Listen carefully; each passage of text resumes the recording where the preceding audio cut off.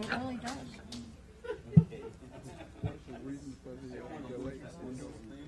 Technical issues. Now it's working. Okay. All right. Perfect. It's already recording. That's for headaches. Oh, like pumping the tiger bone? No, on your stiff neck, just put it right in here, on your collarbone, right in there. Is that your collarbone? No, which one's? Yeah, your collarbone. That hurts. What were you doing to get a stiff neck, Attorney Ryan? Tell us. It's left in the wrong position. True facts. It's how it I've happens. never woke up with such a stiff neck before. I've been in my car. No. I carry it for emergency.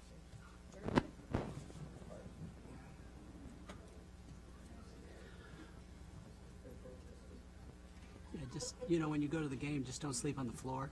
So when you go to the game, don't sleep on the floor. I'm not college anymore. I don't do that. No more sleeping in the car. No more sleeping in the floor. I want a bed. A shower. People that sit next to you at the game appreciate it. Yes.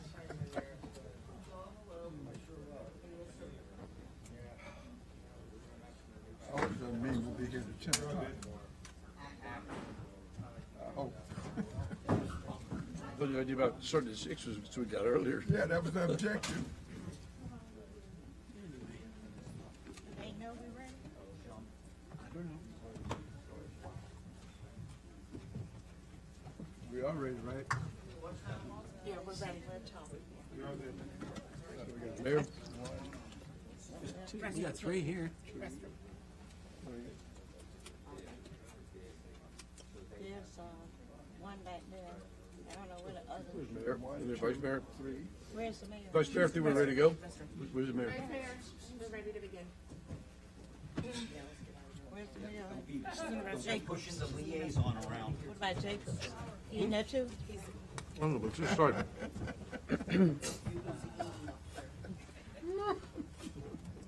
Marvin. Oh, I'm fine, thank you.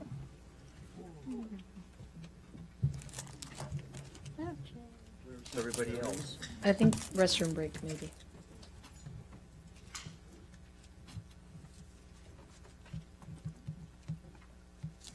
Nope, they can't handle me. No, let them say.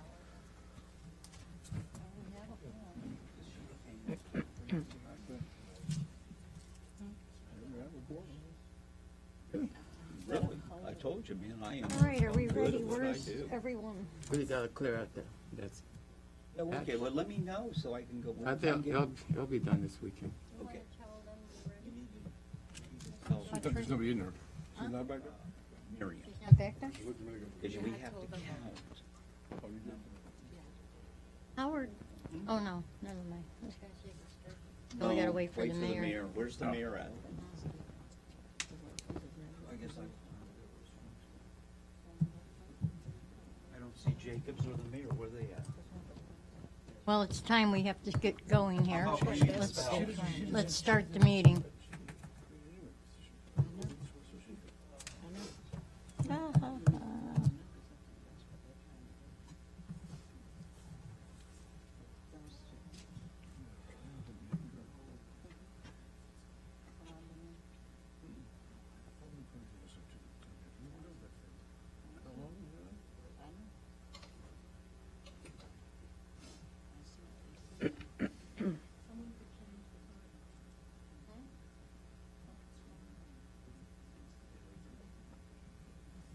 We didn't change it? Use your ordinance. Okay. I'll change it.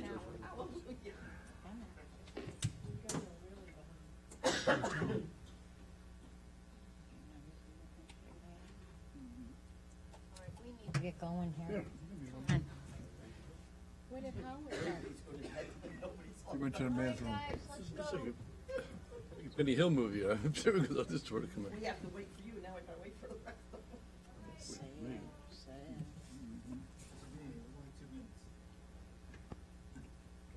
5 minutes. IT.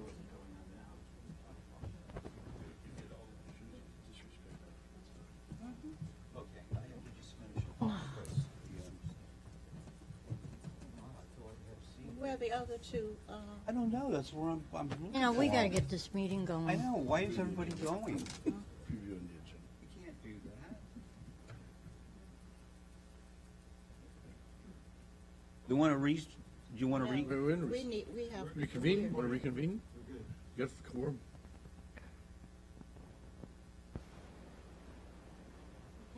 Somebody, where's the GPS? Let's move this meeting along. Yeah. Okay, you wanna Oh, do that? yes. Come on, Howard. Okay, You wanna open so, up? where's the gavel at? It's right here. What item, okay, we'll start again. Okay, you wanna start? Meeting resumed at 6:44. Okay, based on everybody saying go ahead and do it. So continue. Okay. I have to make a clarification that actually the manager brought to my attention. She's absolutely correct that the executive assistant to the town mayor and commission would actually be a staff member, that the manager would be selecting that position. It reports to the town mayor and the commission with a dotted line reporting to her. But as the charter states, as the code states, it should be that the mayor and the commission select the town manager and the department heads. So actually, the executive assistant is not in that position, in that group, in that We're not gonna classification. adopt this in 1 week. Because I have another thing I have to throw out there. I didn't really want to say it, but I know I have to. The lobbyists for the town on annexation, they need to come in here and talk to the commissioners one-on-one. Okay, they need to understand why we're doing and why everything the way it is. Because we're utilizing the charter to our advantage. Okay, but we can, with flexibility. But I am not the attorney, but you do have a number of attorneys that work for us, and they all feel the same way. And I don't know, Chris. If this doesn't do anything to amend the charter, okay? And it No, I really know doesn't that, amend any but- of the No, no, no. ordinances We're there. not talking about the Yeah, okay. charter. All right. No, I just wanted to clarify that I had misspoken with the executive assistant, that they select the executive assistant, and it's actually a position that's selected by the staff. No, we need By the the town other two manager. commissioners in here, so, I mean, it's not, I don't know what they're doing. Well, I don't know where they're at. Where are they at? I have no clue. Okay, so what do you want to do, Chris? Put this one on hold and move to another one? Let's move to another item, because I How do you wanna get do home this? sometime tonight. Yeah, because it's a long meeting. Yeah. Okay, so I had to say that because I can call them on the phone and they will talk. Okay, Chris? Because What are it's you talking about? important. You're talking about the other consultants? Yeah, Sigerson, the those attorneys, things, yeah. Sigerson and Coates and Helmick and all the other ones. Why are they getting brought up? I don't, Because if they make too much of a change, that change hurts us, not helps us. And they need to be able to come in and discuss that. The elevator? Okay, I'll call them. Okay, okay, sure, they asked me to start the meeting up again. And I was explaining to them. Wow. That's the manager's job. okay, can we move along, please? What is my job? I know my job, but what's my job supposed to be now? I was explaining that there's lobbyists, which is Sigerson, Helmick, Coates, Melita. They're all working at the legislature level regarding annexation. So they have worked very hard, and all I'm saying is they need to come and talk to us individually so they can explain. I mean, I can call David Sigerson right now, he's waiting. I don't think we want to do that, it's not the right time. But they're afraid we don't want to go too far one way. There has to be a balance, and there has to be protection of the comp plan, which is what we adopted. saying certain things, you know, like we can go out and talk to a department head. So you see what I'm saying? And maybe I'm jumping the gun, but once I see an organizational chart, then I get concerned, and we have to do it right there, these charts. And so that's what I'm saying. So I didn't want to interrupt. Here's your gavel back. But I have to say it like it is. There's a lot going on behind the scenes up in Tallahassee. And so we have to make sure that we don't conflict with them. So maybe we can get them to come down here, meet one-on-one, and then meet as a group, bring it up in public, be transparent. So that's what it's too important. No, I think that's very important because we have to maintain that separate form of government, and if we look too hybrid, we're putting ourselves at risk. Right. There So should be I a balance. definitely agree with you on that. Yeah. So do you want to take this and have a discussion with them when they're coming back down so that we can all go over this some more? Oh, I think it's important, and I think they need to meet individually with commissioners. This is too important. If I might ask, Vice Mayor. Yeah, go ahead. I don't see how the organizational chart for employees would impact any issues that would deal with either the comprehensive plan or the charter, because this does not have any effect on the charter. The charter provides for the commission form of government, that none of that's being affected, and it gives the commissioners their certain responsibilities for certain departments. All this is doing is defining what the roles of the employees are and who they're responsible to, so that there's a clearer chain of command on the way up to the town manager, who then is responsible to the town commission.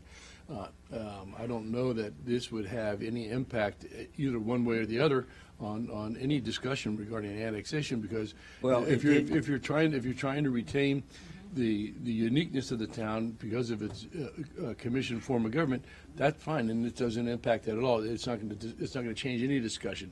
Actually, having this in place would be a benefit to the town, because it shows that the town has a structure that's well-defined and that it's getting more organized, and it's not as much of a diverse I agree group as it was wholeheartedly. before. However, the first time I met with Yolanda, that dotted line was not in there, and those asterisks on the bottom were not in there. So it was incorrect. It was showing a strong manager form of government. So I think this is, and you hear the mayor is agreeing with me. She's worked on this also. It has to be done right. And you've got a lot of legal minds up there that are getting paid, and we're going to let them do it right. That's fine. Mr. And Vice Mayor, can I say something? Yeah. You are 100% correct that you brought to my attention that I was not showing the certain focus areas of each elected official. And I put that as far as the different districts that you guys are focused on. I do have here what my description is for dotted line reporting. Could I read it to you? It's 2 lines. It says Well, here. what I'm trying to do now. But it's really important. Yeah, It's yeah, really go ahead. important Go to, ahead. to explain the relationship. So it says here, the dotted line reporting describes the relationship between an employee and a secondary supervisor and or leader that provides additional oversight and guidance in the execution of his or her of the employee's work. The secondary supervisor and or leader has some degree of influence, but the position officially reports to the other supervisor.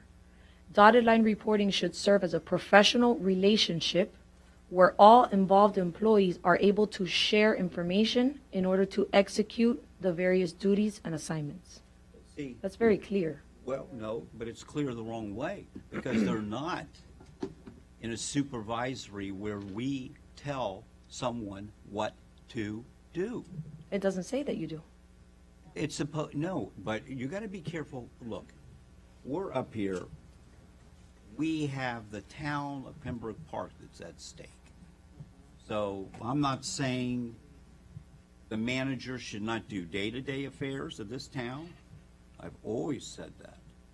What I'm saying is there's nuances, and just take a little time so we get it right. That's all. That's not asking too much.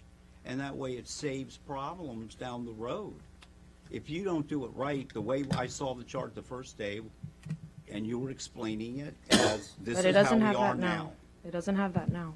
I know that, and it was a very good job of you doing what you did, but I'm telling the mayor and the commissioners that you need to have other people that are the thinkers, the strategists, also talk to us, that's all. That's all. I'm still not gonna say we don't need a manager running the day-to-day affairs. Okay, so it's just figuring out the nuances and getting it right, that's all. And it won't take very long. I think you did a good job. And so that's all we're talking, I'll do, let someone else talk. Chris, I have a question for you. In the charter itself, we have it listed as town manager and town administrator. Both are listed, and I'm, Not in It's the actually, charter. it's not in the charter, Not it's in an the ordinance. It's a town manager. yeah, under the ordinance. ordinance, okay? Yeah, All right, so is it town administrator or town manager? town manager. That's section Right. 5, division 5, right? However, there has to be a clarification, you have to know why it's like it is. It started out, Commissioner Jacobs, as an administrator. Because the commission, the town, knew that the charter said we didn't have a strong manager. Then, the manager at the time decides that, sorry, and you might want to comment on this too, Sharon, decides that he wanted to join, what was that club? What The was- ICMA. I see, man. I see, man. Okay, and he said, he came back, at least what he said to me, I can't do that if I don't have town manager name. So we actually did a change, and the change was name only. We took it from town administrator and went to town manager. However, the substance of the ordinance stayed the same, and it's the same right now, and it's not a problem. We can do that. So by this flow chart here, then the town manager works under the town commission. So the town manager works. Yeah. So the commissioners are the managers, and next manager down is the town manager who runs the day-to-day operations. By the way this is drawn out, that's correct. Correct. I would, On the organizational chart, it lists all of us as the top of the yeah. top of the food chain, so to speak, and the town manager works directly for us. where are you gonna That's note correct. that one? Yep. You can just borrow my page if you want. Excuse me, sir, what number are we talking about? Okay. Oh, sorry, What number? item 21. Let's see if I can pull it up here. Yeah, Yeah, that's correct. And that's the same on, and it's always been my understanding that's the way it's run. Okay. All I'm saying, You want the recommended? Yep. Then I guess I'm confused on Page what you're 10. trying to say, Howard, because this clearly defines that the manager works for us. yeah, but it's more than that. But this Some- isn't a manager form of government the way this is laid out, though. However, we have to have in there also, some commissioners are lead commissioners in an area. They have a little more authority. They can't tell people what to do, remember, they're a liaison, and the attorney corroborated all that. That's the way it is, that's the way it spells it out. I just want to make sure that the rules that we have, that are put on the graph correctly, that's all. And it's not a problem, but you have to get all the input from the other attorneys that are involved in it. And again, I'm gonna say it, I would take nothing away from a manager doing the day-to-day affairs of the town. We have to have that, so we can do all that, so that's all I'm saying. And the mayor agreed, we have to look at it. I guess I'm just kind of confused on what you're trying to say. I think we need to have other eyes look at it. There's other variables to it that we have to make sure it's included. Okay?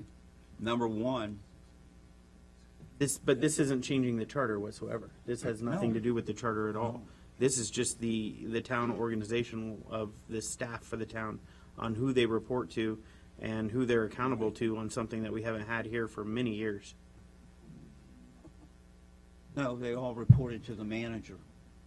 That's the way it was, right, Shira? Well, without a manager, they had nobody to report to. Yeah. And I But- think but that it was, But they blocked us. We were blocked a lot. And I'm But not this still having. has us blocked. But I think You're that's the blocked. way you explained it to the OIG, that it was the manager who oversees the did. employees. Right. And that's in their report. That's right. However, what we're saying now, Gina, is you have the right to go into the building department and say hi and listen to them. You have the right to go up to the finance and budget department and say hi and listen to them, where we were blocked before. Don't you remember how No. we were blocked? and you know, So we it's do gotta that, be it's clear. just, yeah, but you just can't take people away from their jobs. No, now you're getting completely Well, I off. don't, I'm getting confused in what you're saying. Yeah, I just want to make sure that we do it right, that's all. That's all I'm saying. And Would it doesn't- be helpful if on this organizational chart, it specifically stated that this town is a strong form of commission government, a strong form of, I mean, would that Commission form of help? government. Commission form of government, thank you. Would that help in any way to clarify? To bring Personally, peace of what I would mind? like to do, you know, I would like for this group to come down. I think they're coming down anyway, aren't they? Okay. Some of them. Yeah. And meet with you. Okay. Okay, so they can explain it instead of me trying. I'm not the best in the world explaining it, and I don't want to confuse, but I know they should talk to you and listen. Maybe that's the answer. That's all, and we'll do it. Just keep it rolling.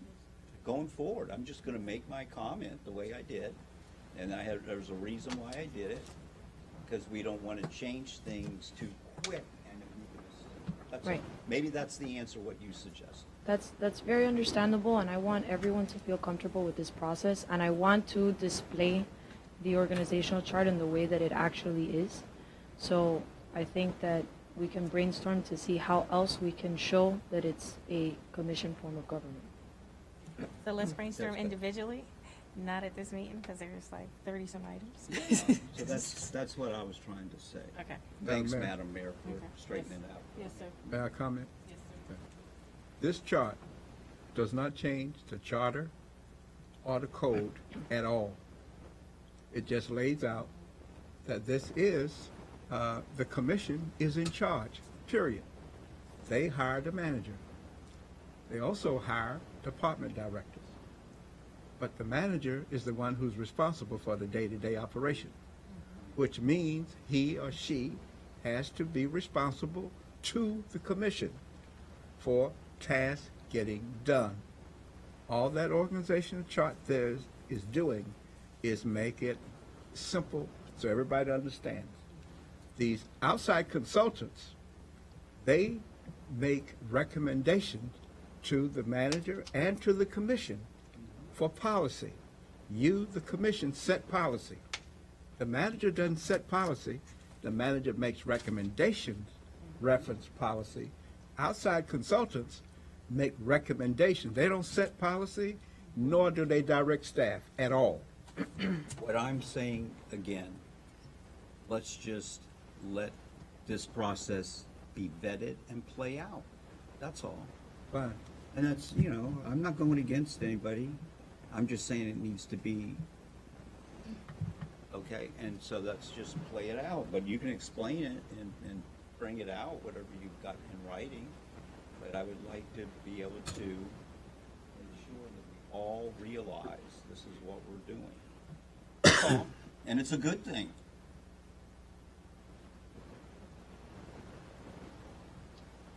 You guys have anything else? But we have a chart with the dotted lines.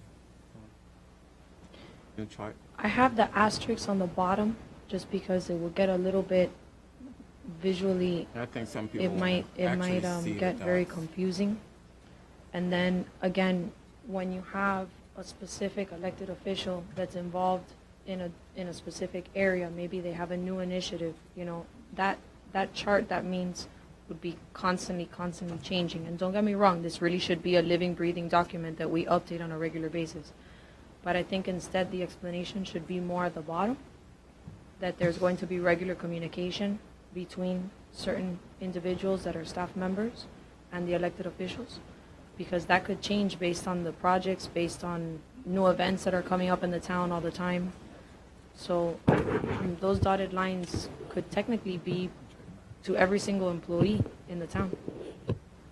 Really depending on what the priorities are, what the projects are for that time. Madam Mayor, may I say something? Go ahead. Would it help if you put like liaison at the bottom, like you got your other explanation? Liaison, HR, whomever, what that commissioner name is. Clerk commissioner, what's his liaison, what the departments he's with. Would it help if you put that down there? I think that's overcomplicating it. How about this? We have an individual meeting with Yolanda and go over our concerns because this is going to end up being an all-night meeting. Yeah, we don't. let's Or move we forward. can take the time and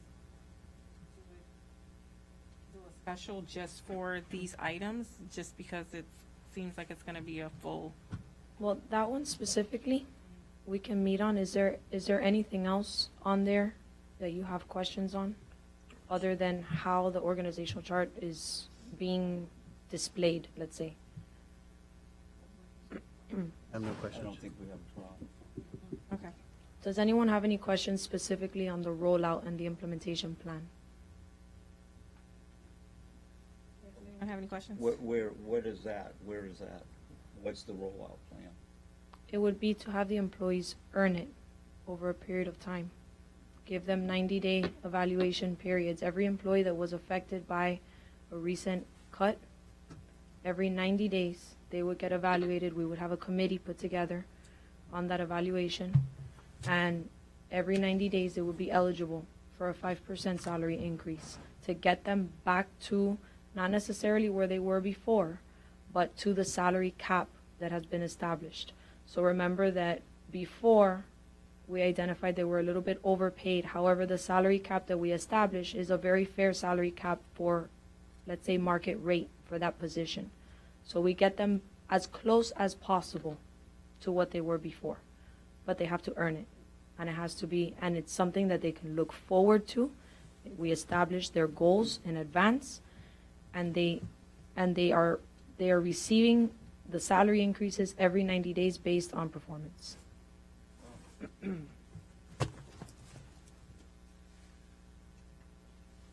I I have no questions for you. I have a question on that. Why aren't we starting them back where they should be? Why do they have to earn it when they're already doing it? Because I think, you know what, instead of us wasting time, we need to get together again, okay? And talk. That's all. That's fine. And we need to have, you know, because I could sit up here and go a different way, and I see it differently than my colleagues. But However, we've all had a chance to meet with Yolanda regarding this and had a chance to discuss this. This has been going on and on and on and on for prior to even us being elected and up here when it comes to this pay. We got a plan here to put it in place. We got a plan to implement the pay, not to get them back to what it was, but to the cap. They have to go back and make it back to that. They have to earn that position back. The staff here weren't even aware of what their job titles were. A lot of people were their job descriptions. So this gives them a plan to make it back to where their cap is, which is close to, you know, or somewhere near where their pay was. So it's not just blindly giving everyone back their money, because you got to earn it back. I like how she put this together Yeah. to make it work. It's I do fair too. Me too. across the board for everyone. It's not just handing money over to people, it's making them actually work for it, so they understand what their new position is, or their position and the job description, and they're held accountable for what that is now. Something that we've never had here. So, Yeah, I agree, Madam Mayor, all right, through the Emmett. chair. I agree, Commissioner. However, what I'm saying, I just want to understand it. I'm not saying anything against anything here. I agree. I think Yolanda was the right choice that we picked to come in here. Okay, she's done a phenomenal job, and she's opened up a lot of good discussion where we're transparent, where the public knows what we're doing, where the employees know what we're doing. So, you know, I'm with you. I just like to vet it a little more and talk about it so I understand. That's but we all had that chance already. We all had Well, that time. I You mean, know, let me just say something. multiple hours have been spent with Yolanda. I mean, it's going and going and going. It's like we need to progress forward, and this is just dragging it along, keeping it longer. And this is continually not giving the staff, Well- something to look forward to. The longer we drag it out, it makes us look bad, because we all had our time. We all had our chance to meet with her. We have the plan put in place here. And by shelving it again, Not for you, shelving it. for you to go back over to review it another time, that's not really fair to the staff Well- and the town and the residents and us on the commission as well. But let me say something So- right now. Whenever I met with you was the first time I met with her. I wasn't in where you were talking to her, if you were talking, and everybody else. I didn't have that opportunity. I came in when I was told, first time, did not have a copy of it. She graciously went and got me a copy, and I just read it. Okay, I had the same exact presentation you had, the same exact presentation the manager had, the same exact presentation every commissioner had. We had the same exact thing. I didn't get a preview of this till I sat down in that room with And, her and afterwards. remember that in the very beginning, when you all contracted me, you asked me, stay away from everyone in this process so that the data is not manipulated in any way, shape, or form. Well, So in that sense, everyone got the information at the same time. And I just want to clarify that. yeah. But okay. my initial thought process when I first came on board was, yeah, absolutely, let's give it back to the employees, whatever was taken away. However, I do not feel that it's going to help in the productivity of the staff at all. I think that people have to work towards it. I think they have to look forward to something. I think that true supervision is now happening with the town manager and the assistant town manager under their leadership. And I am supporting them in doing that. But we have to hold people accountable if we're going to pay them. When is the next, let me turn to. I agree with you. Let me turn- Yeah, I agree too. The managers are, okay, especially our manager, okay, and assistant manager, but the manager is the one responsible and in charge. Okay, Madam Mayor, what is the timeline? What you're trying to do to implement next week, vote on it? Is that what we're doing? I just want to know where I can fit myself in before we're going to It's do what, on- 3, is this going to be, how many votes? Or you need to go to the attorney to tell you? Where is the next meeting that we're going to vote? What is your The implementation plan? 13th, November Okay. 13th is the next meeting. For this So is first reading?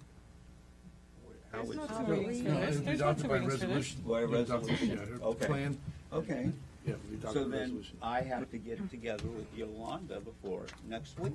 And I'm happy to do so. I'm happy So to I'm answer not all of your stopping questions. anything, Commissioner Jacobs, I'm gonna move along with it. But I am gonna I would request that I could sit down and look at it again with her and, Okay. that's all I'm asking. Okay, so then you'll make an arrangement to meet with her Mhm. between now and the 13th, and we'll have this on the agenda, further discussion. Under the, Yeah, that's good. under the business session, right? Any other questions? May I, Yes, ma'am. in all defense to Yolanda, and I think you did a very good job. Because coming here, and you're right, they're not job descriptions, it's not a clear direction as to what or who does what. But she took the time and she went with all of us. The first time I saw this, I didn't have a printed copy either. It was the two of us and the attorney, and she revealed it to us then. When she sent the report after she met with, I think Commissioner DeVille was the last one she met with. Then she sent it, and then we added it on the agenda. And I gave her up until Monday, and that's when we got it, and it went out there on Monday. Right. So none of us were privy to anything, Vice Mayor. We all got it at the same, different times, but none of us got a printed copy until it showed out as the documentation. Okay, what I thought I heard was Commissioner Jacobs was saying that we are I'm sorry, slowing Vice it, Mayor, you could speak. slowing it down now. We're not. We're gonna go forward.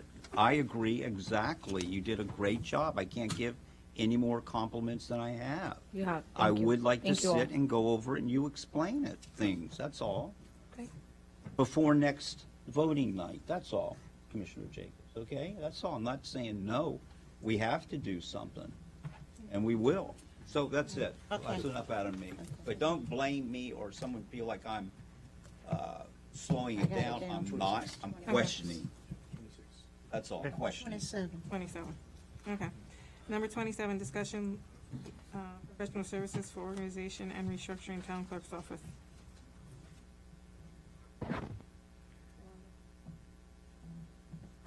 I don't know who's presenting on this one. It would be Clerk Commissioner Jacobs, and this is the one where we will, we need permission to pay her for the job that she's done. And if you look at the item, you'll see she's really brought the office to being presentable. And what they're doing is they have cleaned it out, and they haven't thrown anything away. Things are going in the appropriate yearbox. And if you look at the pictures and everything, you'll see what she's been doing. And only in 2 weekends, she's accomplished quite a bit. And if you look at the pictures and everything there, you'll see. Now what she's doing is categorizing everything according to legal, planning, whatever it is, and going to give us a list of all the documents that we have. There is a report that I will be giving you guys that, and I'll pass it out as soon as we finish that one. And she's asked that it only stay, I think I emailed it to you earlier today, and I got the torque of the change that on the year date, and I have a copy to give to you. But we do need to decide and to pay her the amount of money that she's asked. And to me, it's Right. well worth what she's done. And if I may, we're not done yet.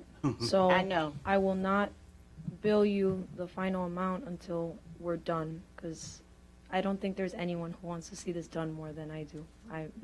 It was a big undertaking, I do. and, okay. It was a big undertaking, and we have it very much set up like a production line, and we're doing multiple boxes. Everything is extremely organized by subject and by year, and we're really making headway, but I won't bill you till we're done. I'd like to add in just a little bit, just so you guys know, this isn't an easy task by any means.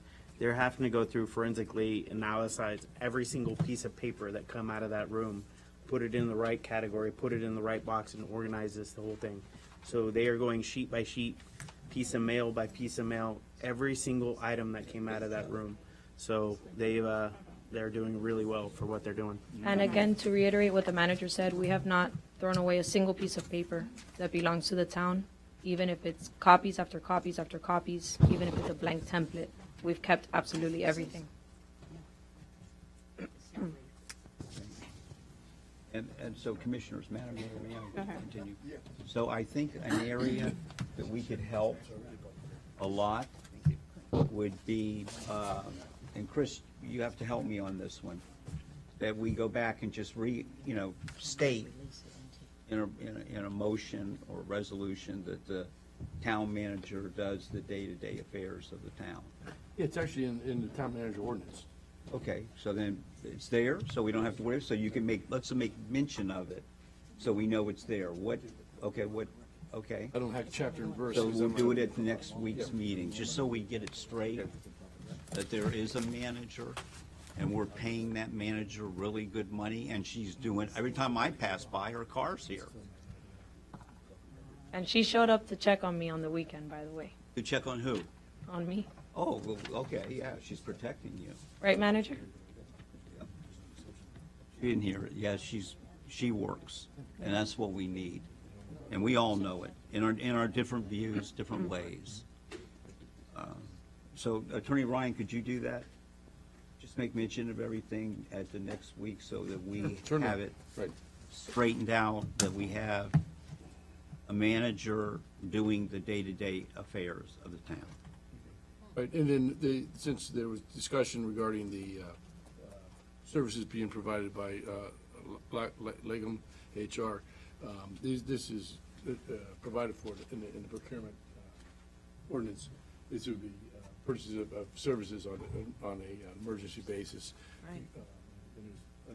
Under Section 2-126, C1, the town would have the authority to go ahead and compensate her for the work that she and her firm have done. I'd like to, Without having to go out to bid for those services.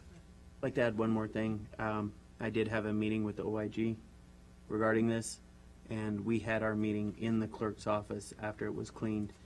They were very impressed with the work that was done and how clean the office was. They were rather shocked that we got that much done in that 2-week time. Thank you. Great job, thank you. Thank you, Londa. Stay up there. Number 28. 28, option for deputy town clerk. Deputy one clerk more? options. Yeah, 28. 28. In talking to Yolanda, I'm sorry, I have a problem with your last name. I'm gonna get it though. I'm Don't gonna worry. get When it. I met my Because husband, I had a problem with I would like it. to Don't say worry about it. Mrs. When I met my But husband, I was anyway, like, what is your name? since she's taken on our HR responsibilities, she gave me 2 different things to present to you. One is a group that, I think they were in here at once before, and then the resume of a person. What we're recommending is that we do not hire this person, and we can't anyway because we still have the Administrative Services Director, but we issued like a 990, I think I'm saying that right. 1099. 1099. As a yes. temporary. As a temporary. Mhm. And the person will be told, let it be known that they are temporary and that it will be a 1099 as opposed to going through a temp service where it would cost us twice what it would be. And then we would control, everything through that person. So you have a resume there, and the person is going through the certification right now. And I'll let you talk more about her, but you got 2 options. And I know we can't vote on it till next week, but those are the options, so you can look at what the consultant group would do and then what the other person can do in her skills. Right. And I understand that Prototype was, the company that was contracted before, that there were certain services that were not necessarily up to par.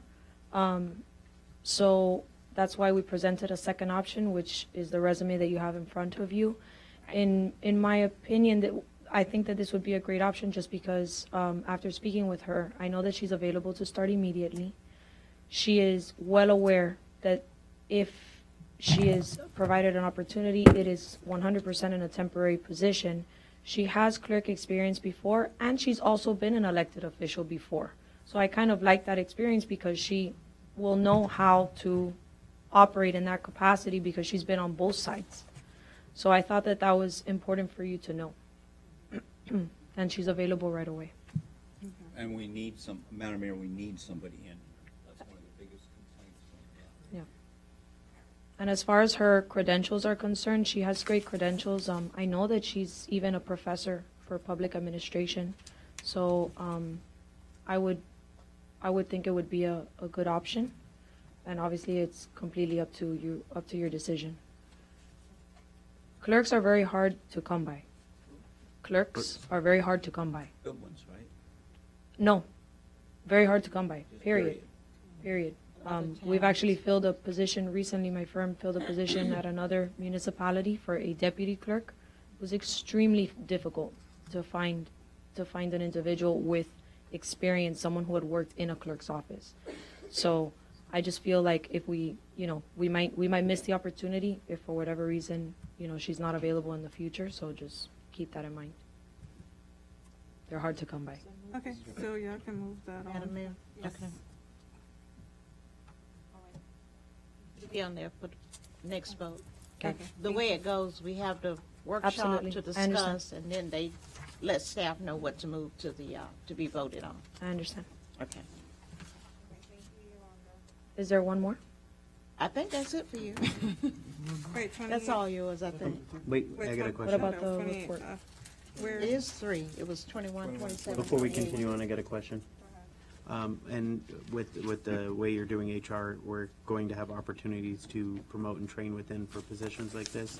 And we can work out a program for that. So we have certain staff that have been working on our clerk, our transcripts and stuff. So she's got a pretty good feel of it.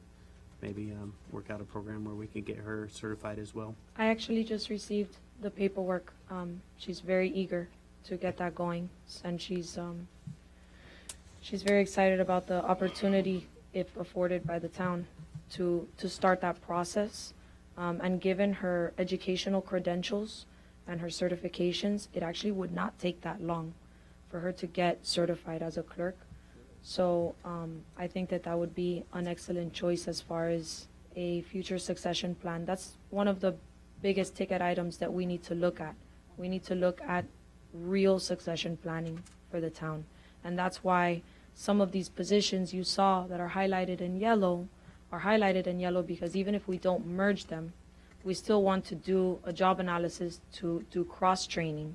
And that way, when you have people that are leaving the town because they're retiring after 30 plus years of working here, you have a backup to that person, and there's basically a very almost like no transition at all. I mean, that person just slips into that role because we're doing cross-training. So yes, that's very, very important. And you have several employees who have approached me already looking to get certified in their specific field. And the manager has expressed to me that she's fully on board as well. So I think that your team is motivated and excited to provide more to the town. Got it. Thank you, everyone. Thank you. Thank you for your comments. I really appreciate it. Agatha, do you want to discuss this here?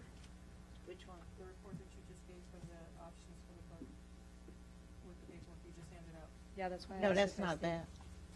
No, but I'm saying I don't see it anywhere else. It's not going to be on there right now because you all would have to instruct us when to meet to go over it. I emailed it to you, but I just gave you a hard copy like I told you I would. It's not on there. We just got that today, but she still hasn't finished that project yet. Okay, but we need to move forward because we're wasting resources right now. That position is controlled by the commission, so you guys are gonna have to meet and let staff know what your direction is supposed to do. So whether we call a special meeting or what for it, but that is a decision solely made by the commission. Special, so we can take care of this because salaries got to stop. No, well, that's why I said, because technically it's definitely for So options. if you technically get, still the need it. options is to get someone in here now, because we need that critical position now. They would let us go ahead on as we are for the time being, but we need to get someone in here immediately to fill that position, and we don't want to hire, we just want to give a 1099 for right now. So, the town manager's asked that we have a special to review the minutes Right. for, on 12th. the 12th, Tuesday the 12th. Why don't we, Madam Manager, add this to it as well? That gives a week or a few days for everybody to review this. And I emailed all the minutes to everyone. We didn't email the minutes to you, but the dates and what's there, the minutes, so we have hard copies and a flash drive for you tonight to take home and to review them, but we have to have everything reviewed and voted on by November 15th. Please bear in mind, if you allow me, I'll go to the J-Light Committee meeting.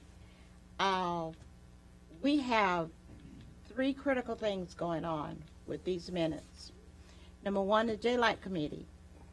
They will be meeting on the 14th but they want to know that we are moving forward. I talked to the lady today, and they technically right now, because I've followed everything that they said do, we don't have a problem in them giving us the extension to November 30th. And on tomorrow, the attorney and I will be doing a conference call with the auditor to put fire under his feet so that we can finish. But these minutes are very critical, not only for the JLAC committee. And the JLAC committee is very important, because if we don't get this audit and these minutes done, we stand a chance to lose our state share revenue dollars. And we're already in the hole from certain other things. OIG, they're waiting for these minutes. So you can't approve these minutes tonight because it's a workshop. And then the 13th is pushing us. You can't go over these meetings in one regular meeting. So the clerk commission is asking for November 12th as a special meeting to go over these minutes.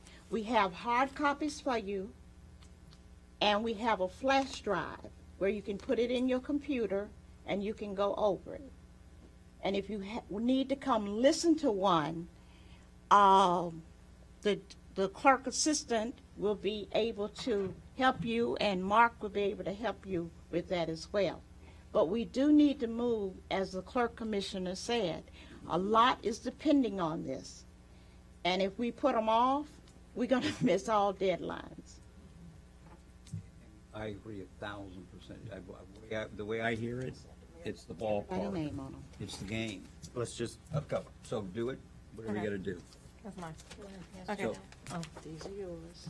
So, I know we keep mentioning November 13th as the commission meeting, but I also know that several people are on the legislative committees for the League of Cities, and there are commissioners that are reserved to go up to Tallahassee, to Orlando from the 13th through the 16th. So we gotta do the 12. That's why we said the 12th. Oh, bring that one back. Okay. Madam Mayor, may I make a suggestion? Vice Mayor Clark, could you please? Give that, okay, I'm making a suggestion or just an observation that the town manager also be privy and working with our lobbyists up there. So everybody that they know, because this JLAC, what is JLAC. it? J what? JLAC. Okay. Joint Legislative. This is so critical and important, and so she needs to also have their resources available to her. If none of us are going also. It's very important. We do not need to be to the JLAC committee. I talked to the staff today. What they're doing is bringing up repeated offenders that have never made their audits. I talked to them today.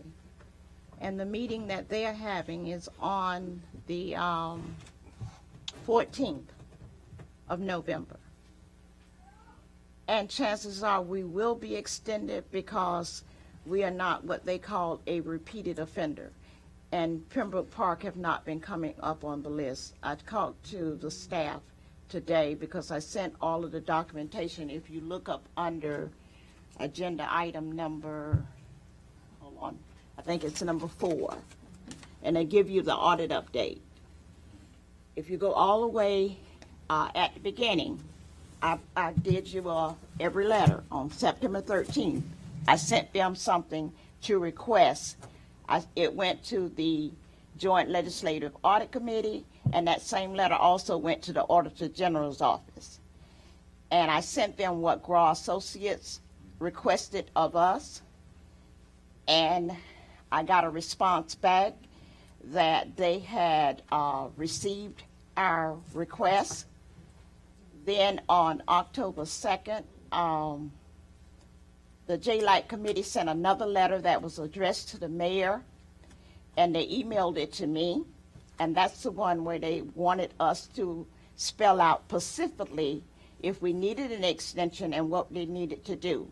If you look at October 28th, I sent them a letter, and I think I sent it all to you guys as well. They received it, and it was delivered to them. And the letter that was sent to them is the very last thing. And they said that we specifically outlined everything that we did not have, and that's the last page, which is 15 of 15. I communicated with them today, and they said that everything we did was appropriate, and that right now it appears that we probably will get the extension because we have followed and we outlined everything that they said do. The people, and I have the meeting, the agenda for what they will be doing, and I'll pass that out to you all. I gotta find it. I'll pass it out. But anyway, they said that chances are we will receive our extension. We are meeting with the auditor tomorrow on a conference call at 11, and hopefully he was waiting on the minutes, and whether they're approved or not, I'm going to give them on to. We won't have the approval until the 13th, but I will be providing them a copy, and we'll find out from him. I think he's done all his testing, so hopefully if we can get it from him, we will meet the November 30th deadline. And we asked for a reasonable time. We didn't ask for 2, 3, 4 months from now. We said November 30th. And wasn't it a dispute? Your analysis when you got into this thing, it was a dispute with the auditors? That was a big part of it, wasn't it?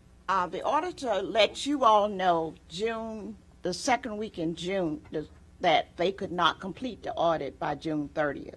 The audit was supposed to be done by June 30th. And I also let the committee know, had you known in January, you could have selected another audit firm. So the dispute, not sure what the dispute was. You all have all the history. You would have to let me know. But however, once we got on board in August, we have been meeting with them, and now we're bringing it to fruition. And I thought, Madam Manager, that they wanted more money from us. They do, Well, then that was kind of like. but we're not going to pay them until the product has been delivered. So it's like there was a dispute. Right. They were holding us for And the hostage. committee knows that as well. Good. Great job. Madam Mayor. You're correct, they wanted more money, okay, but the most important issue is they couldn't finish the audit without the minutes. And that's what we've been focusing on, these minutes. That's why we have to have a special commission meeting to approve these minutes. Once we put the approved minutes in the hands of the auditors, then it's on them. And if they don't do their job, then they will suffer some consequences. But we have to give them approved minutes. And that's what has been the real holdup. And so that's Tuesday of next week. At what time, Madam Mayor? I think we said 6:30, so Yeah, that 6:30, I think we said Commissioner Ray could Be here. be here. That's fine. And then that'll get that behind us. And then we have been working on all the other minutes, such that for the next audit. But Does anybody know Joy? Wasn't Joy working on it over here? No, it's Susie. My name's so bad. Excuse me, yes. I know she's been working. I she's- gotta compliment you and her and Newell for getting it all up. I know the other day she was so happy that she was making a lot of progress. Yes, we really owe her a lot. I told her I'm taking her out to dinner on my own dime because this lady was slammed with about 2.5 years of minutes being behind. And I think we're just about to finish, well, you have 2017-18. And I think for the other year to bring us up to date, I think she only has about 3 more to finish. Wow. So we will be bringing those to you as well. Staff is working hard, and I appreciate staff. this stepped up to the plate because we were left with not any history of the town. But staff have taken it on and they have moved forward, and now we're really in compliance. And while we're on compliance, we got a letter from the Department of Revenue, and the budget met compliance. And we are fine there as well. So things that were dropping in the hole, we're covering up the potholes, and we're moving forward. All we ask is your support and help.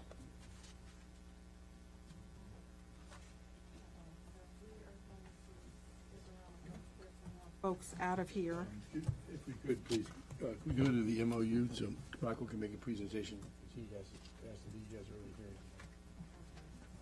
already here. So what's the 20, discussion solid waste and recycling MOU regarding collaborative study and subsequent development of an integrated solid waste and recycling system. I'm sorry, what number was that? 20.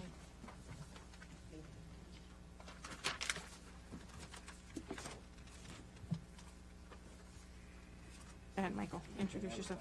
Thank you. Good evening, commissioners and staff. Michael Seiger in the Town Attorney's Office. So this is dealing with a memorandum of understanding with Broward County and most of the municipalities within Broward County, essentially trying to establish a centralized trash and recycling program between the county and the municipalities. The town already signed the memorandum of understanding previously, and so now there was a meeting earlier this month, or sorry, last month, regarding the process moving forward. The next step is a creation of a working group, which is going to be a group that establishes the ultimate governing structure of the recycling system. So what has been asked of the town is to essentially appoint an official representative from the town to vote on appoint a representative to vote on the structure of the working group and who should be on the working group. It's been suggested, I believe it was somewhere around potentially 9 individuals on this working group, and I believe 1 was potentially reserved for Broward County, leaving 8 potential, and this is all subject to change, this was just what was initially presented, potentially 8 spots for the municipalities to have representation. So that means it's technically possible that although the town's going to appoint a representative to vote on this working group, they may not actually get a person on the working group because the town is a smaller municipality. There's lots of, very large. Other cities. Right. But, it's certainly possible the town could too get a representative. There was discussion of having different tiers and having representatives from within each tier based on population. So essentially, we've provided a proposed resolution that would officially appoint a representative from the town to attend the next meeting, which is November 15th, I believe, and that the town should appoint someone to go to that meeting and vote on the working group. So we recommend that be either a commissioner or a staff member, most likely someone in the director or manager position. But, of course, that's up to you guys to decide who you want that representative to be. I know Todd has been attending all of the meetings in the past. Seems like a reasonable choice. Are there any questions on it? There's also a technical group as well, in addition to the working group. The working group is going to be the group that sets the policy, much like the commission here sets the policy. And then the technical group will kind of be fact finders who present things to the working group.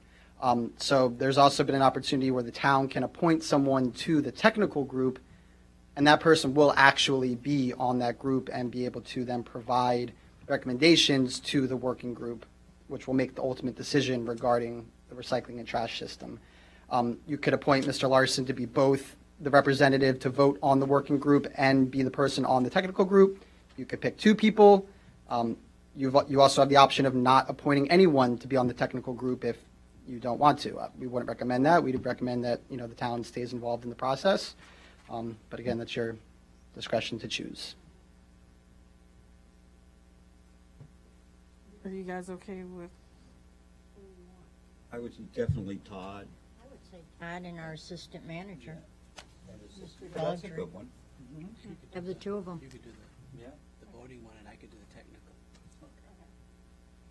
That works, so Okay. there you go. Thank you, Michael. Great, awesome, thank you. Yeah, Have a great night. Let's make sure you let this on record. Todd was recommending that maybe Mr. Dowser could be the representative, and then he would be the technical person. So if you wanted to split it up, so you don't have two people going one to each meeting, more efficient that way. Okay, Great. Have a good night. good night. Yeah, you can put that on a consent, that'd be fine. Okay. Anytime you say consent, I'll say yes. Maybe it'll be quicker, right? Okay, number It's one, always a bills over possibility. 500. Everyone has a copy of that. If anyone has any questions, they can. Number two, discussion budget performance. Assistant Finance Director Carrie have been billed. Everyone has a copy of the bank balances. Oh, and wait, the report. Yes. Go back to that. We need to put the resolution for the recurring expenses.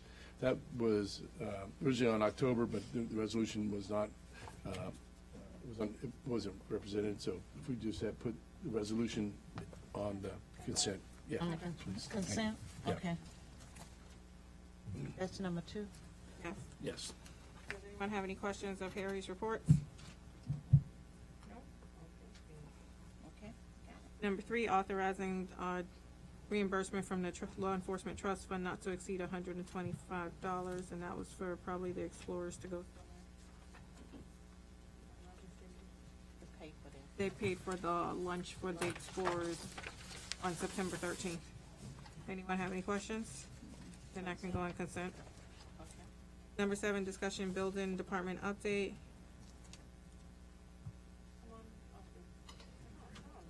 You went outside? Does anyone have any questions for He's right Mr. here. Nunez for his report?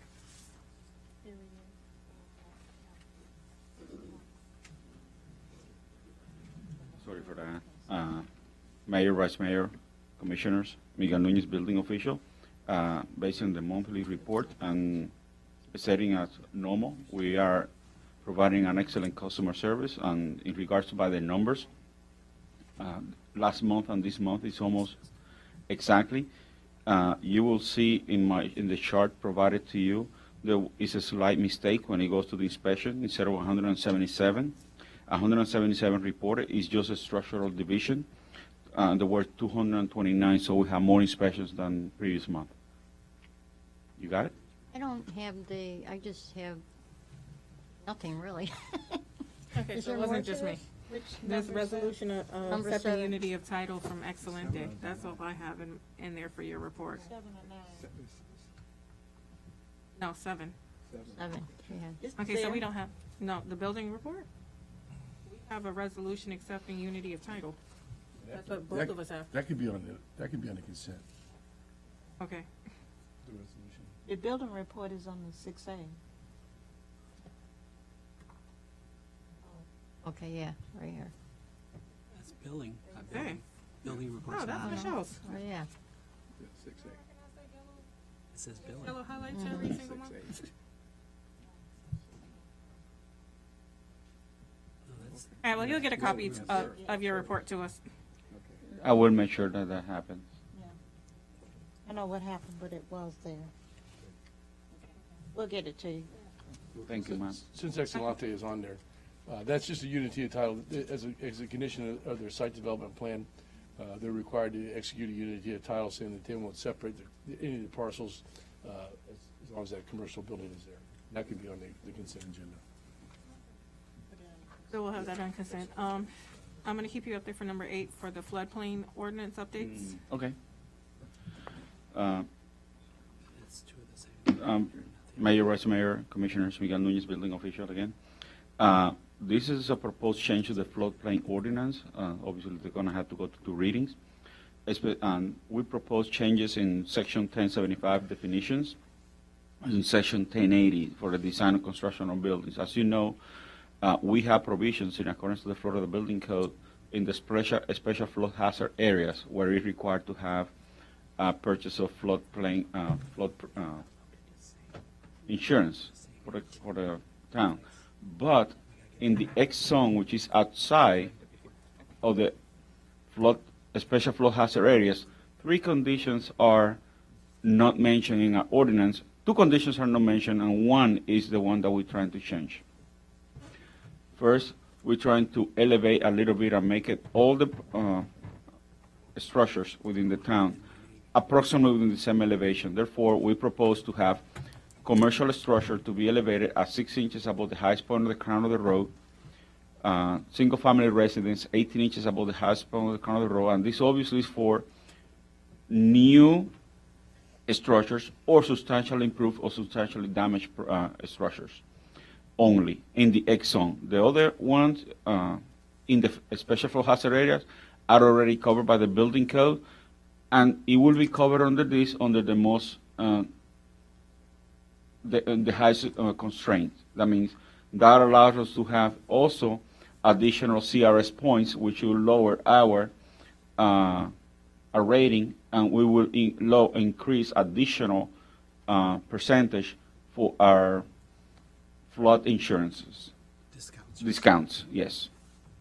Now, those are under the residential and commercial structures, what we propose, outside and inside of flood hazard areas.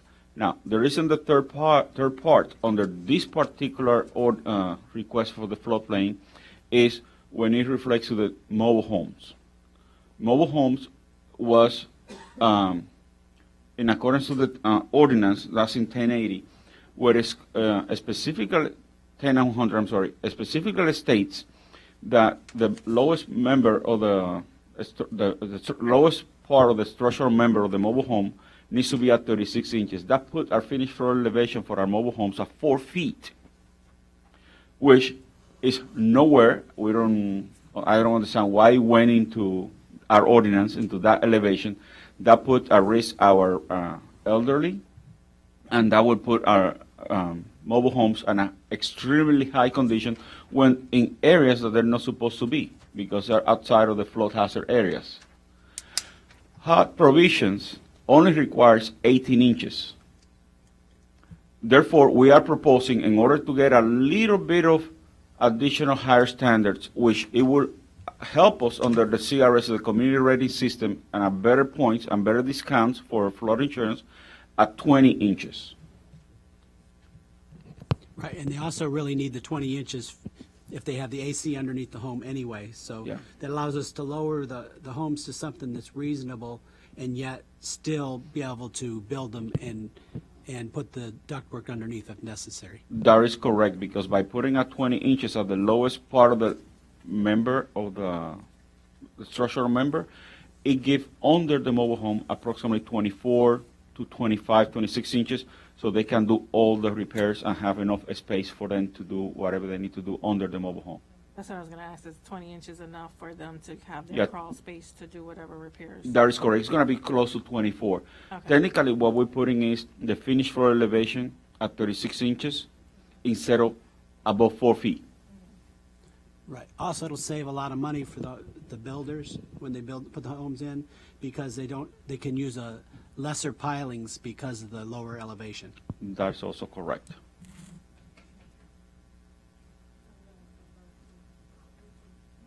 If you have any questions, I'll be more than glad to answer them.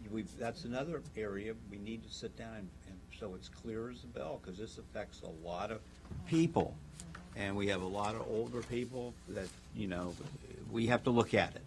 So if you wouldn't mind, if you could meet with Todd and I and just kind of explain it one day soon.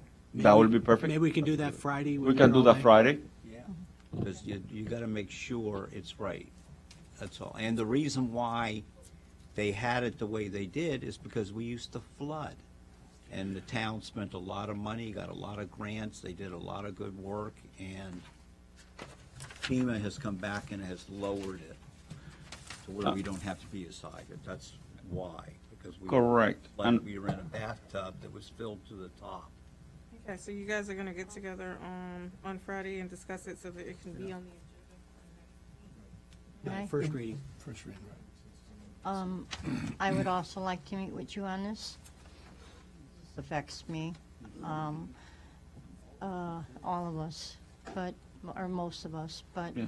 I, like to meet with you next week. Yep. Friday is not a good time for me, so maybe Monday or Tuesday, We can do that. okay? I can schedule it. We can schedule it, yeah. I'll call you. Monday's a Thank you. holiday, isn't it? Yeah, Tuesday Monday. is on Monday. Tuesday, Perfect. okay, I'll make sure that happens. thank you. Thank you. Number 10, discussion code enforcement update. Jeffrey's report is here. Does anyone have any questions of Jeffrey's report? Nope. Okay, so everyone can read Jeffrey's report. Number 11, discussion IT update.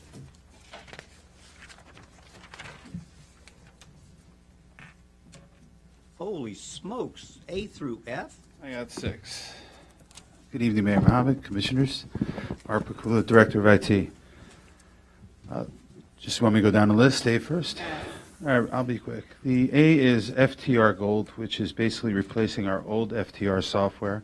The reason for that is with the upgrades of the new operating system, we need to order a new software that'll work with that operating system. The one we've had for about 14 years, and this is the first upgrade since.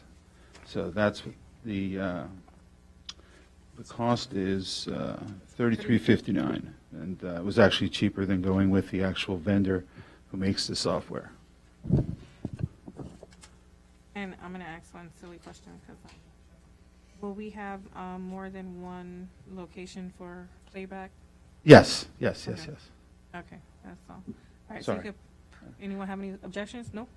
We can put that on consent for the $33.59 Precise Digital. Was it in the budget? This is a budgeted item, yes, sorry. It's all right. Everything on here is budgeted. Owen didn't say anything, so. No, it's my fault. I should have Well, he's mentioned that not before. done. That's my fault. We got A, B, C, D, E, F. I'm going to go through it. The next item we I was have, waiting for that F, and then I was gonna put it out there. Thank you. the next item, which is budgeted, is for warranties, renewing our warranties on our servers, just extending them out.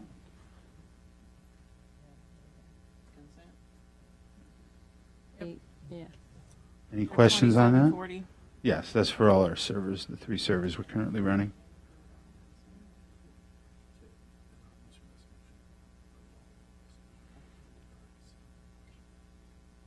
Any questions?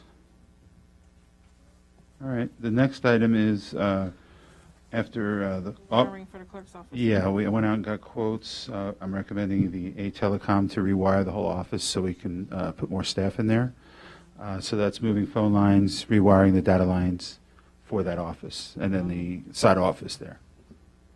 Is this A Telecom? That's the one that does all of our stuff now? For the No, repair? it's a different company. Oh, This is a better company. We've had issues with the old company. They didn't show up on time when we were working upstairs, so they're scheduled already. Once this is approved, they're going to be here the day after the next week's meeting to start the work, so they'll have it done within the day after commission approval. So they're ready to go. A lot of money. I'm starting to calculate Are this, you all of starting it. to And this ask is a budgeted item. question? A, B, C. Well- Wait until we get to F. let's go to D, D, Comcast. Comcast. This is a prerequisite, and the next 2 items for going to Office 365 and our migration and working mainly in the cloud. What we're doing is we're consolidating a lot of our bills. We're also upgrading the town's internet, which is right now we have a 100 meg speed. We'd be going to a 500 meg speed.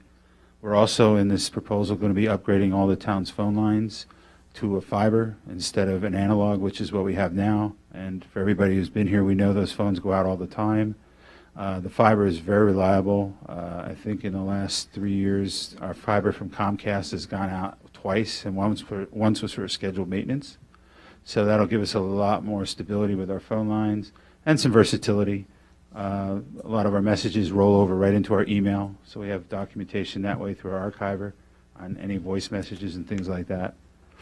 Also with that, we're also ordering 3 conference phones, which are going to be placed around the town.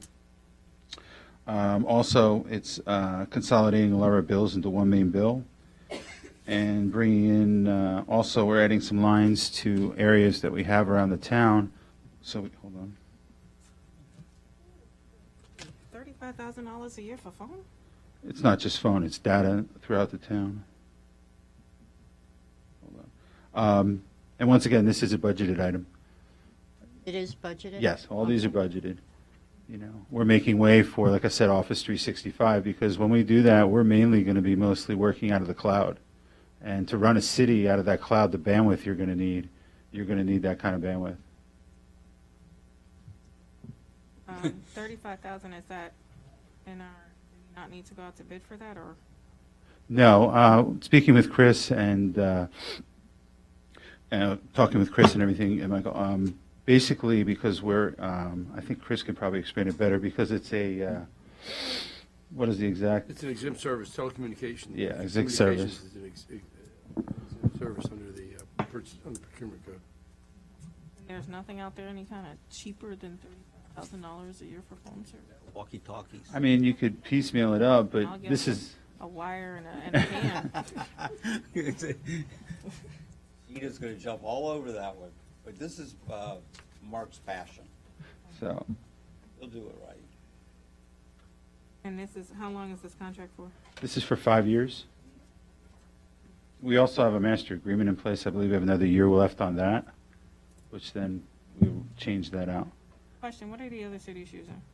A lot of cities use Comcast. Other cities will they'll piecemeal it up. But I've talked to a lot of IT directors, and a lot of them are using IT for Comcast for everything, as far as internet and the phones and so on and so forth. This is also adding a couple of lines directly to other parts of the city where we have our video cameras. So it's going to be on one main network. So we'll also be getting rid of some services that we're paying for now with that. So internet at some of the parks, there's going to be internet, but it's going to be a dedicated line. One of the things that this will allow us to do is also incorporate all our video cameras on one main system when we upgrade our video system. So this will be, right now it's kind of piecemeal. You have to log into one pair of software to see one set of cameras, another software to see one set in the town, then there's another camera for across the street. All that will be on one system down the road, but this is all prerequisites for that, to bring that all, get it all done.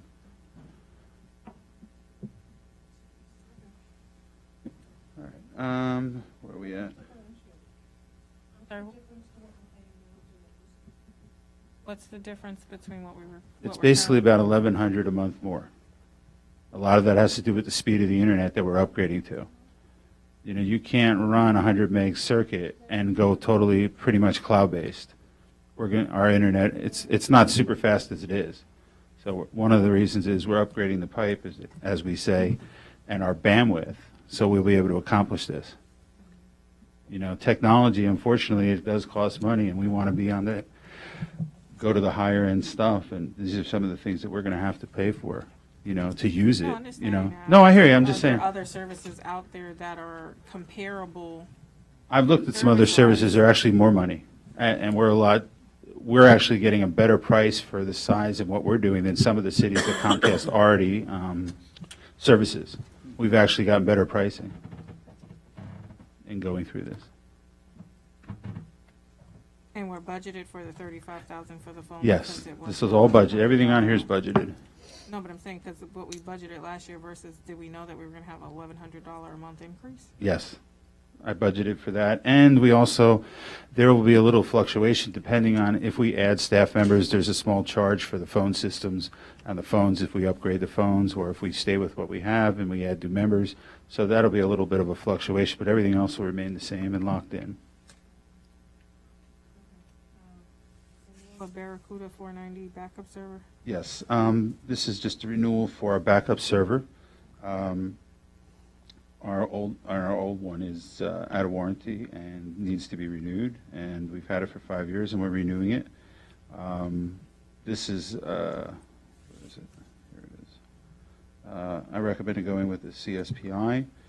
On there, the quote is actually older than 30 days. I have the newer quote that I received yesterday, and when we go to next week's meeting, it'll be updated with the newest quote. It's the same exact price, just the date has changed. But this is what we use to back up everything in our city, as far as data. And then the next one is our Barracuda 350, which is our mail archiver. What we're doing is we're going to get rid of that mail archiver, and they're giving us a credit, and we're moving it to the cloud, also in conjunction to work with Office 365, because what we have here is based on inside using it and not outside for the cloud. The unit is not meant to work in the cloud. So what we're going to be doing is We're going to be swapping this out. They're going to give us credit. We have 4 years left on that contract, and then it'll be totally cloud-based to work and integrate, backing up our mail in the cloud instead of in-house, along with a whole bunch of other stuff. Plus, it also comes with a full security suite. So in that number, we're going to be getting rid of what we do now with our email filtering that we have. That service is going to go away, so we're not going to be paying for that. So in conjunction, when we start with this, we'll actually be discontinuing some other services and saving money. All right, anyone have any questions of Mark? A lot of money. It's all budgeted. $70,000, $80,000. That's why I go to Harry every week. Wow. But it's all budgeted. It's all budgeted. So, all right, that's the most important thing. Okay, so we have that on consent. Thank you, Mark. You're welcome. Thank you very much. Number 12, Parks Department update. It's not attached. Number 13, Public Safety. Provide one. I'm sorry. He didn't provide a report, that's why it's not, well, It's the same she report. didn't send it to us. Hasn't changed much.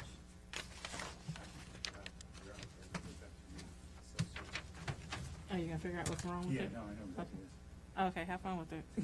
I'll see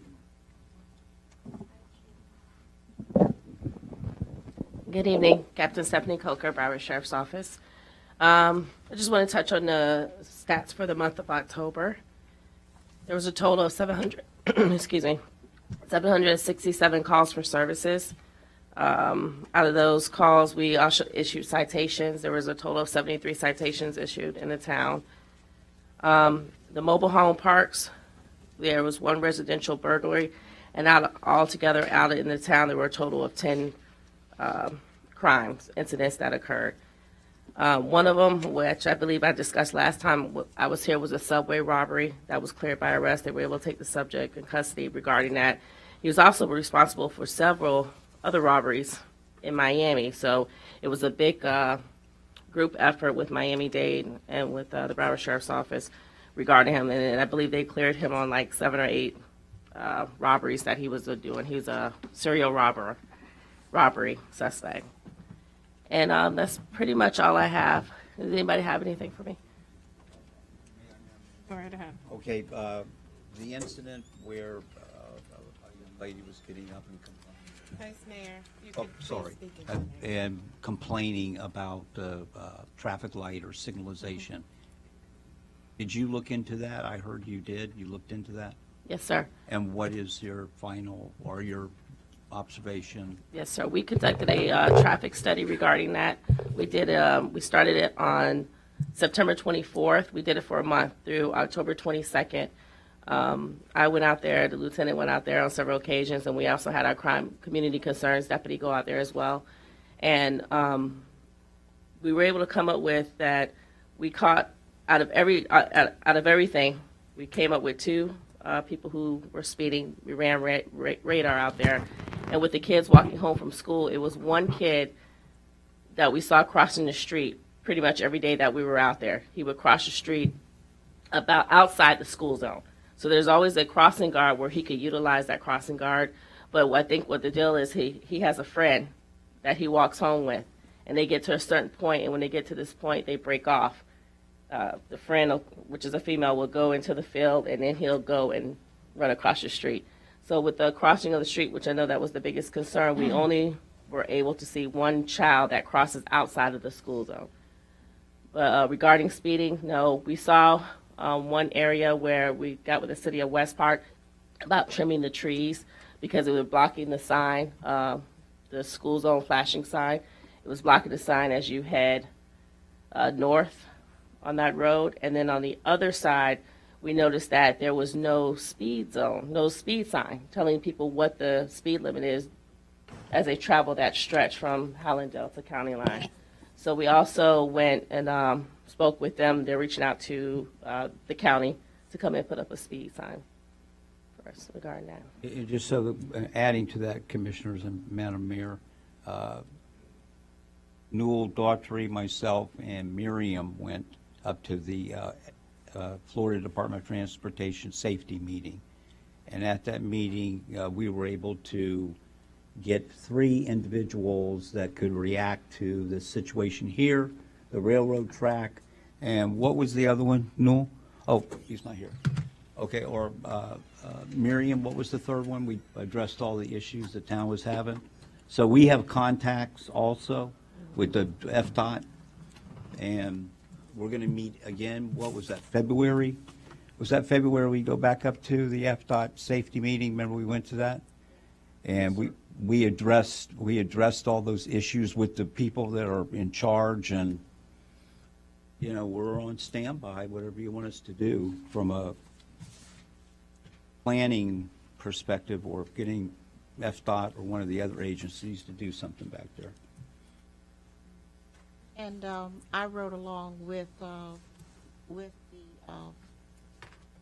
Captain Coker as well, and with one other member from her staff.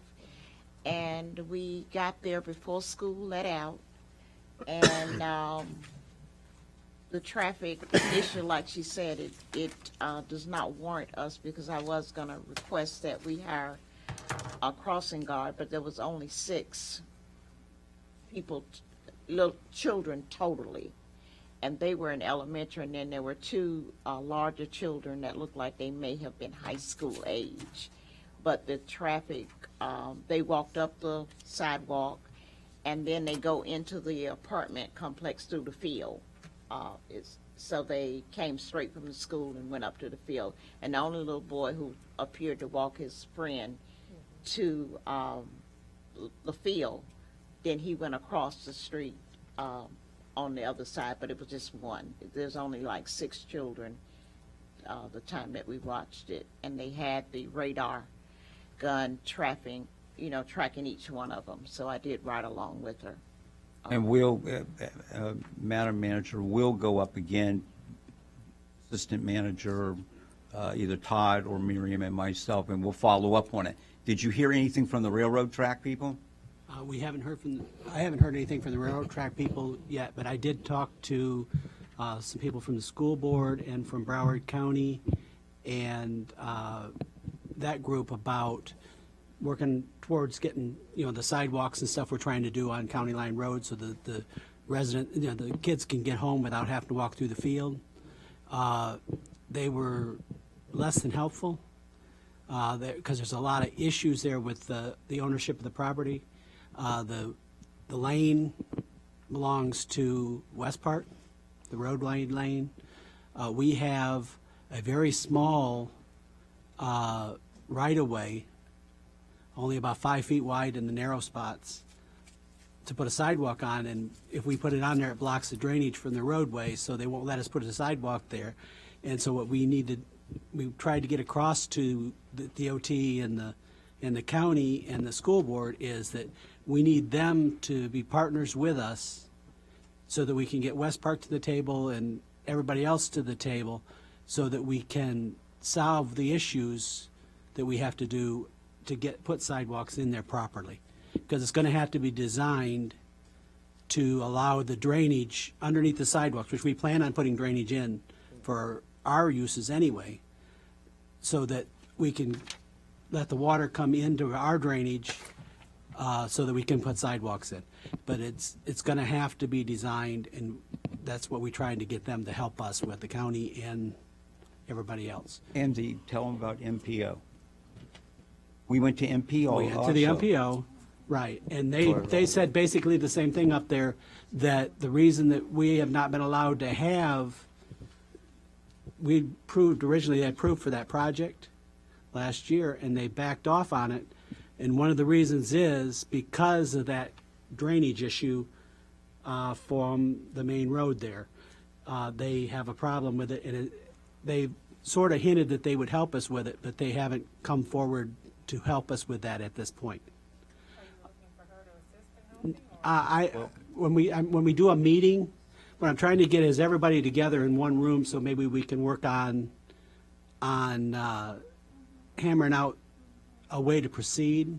Being together. Together, because I've been able to get 2 to 3 at a time, and once I get all 5 or 6 groups, since you have all these cities that are involved and all these county agencies that are involved and the state, that causes, it just makes it more difficult. You got to get everybody on the same page. So what? To come to your next And I'll let her, right, well, next time we have a meeting of the group, we will invite her to, because you can put your input in it also. Sounds good. And it's all for the children and for the young lady that was standing up saying that there's a crisis.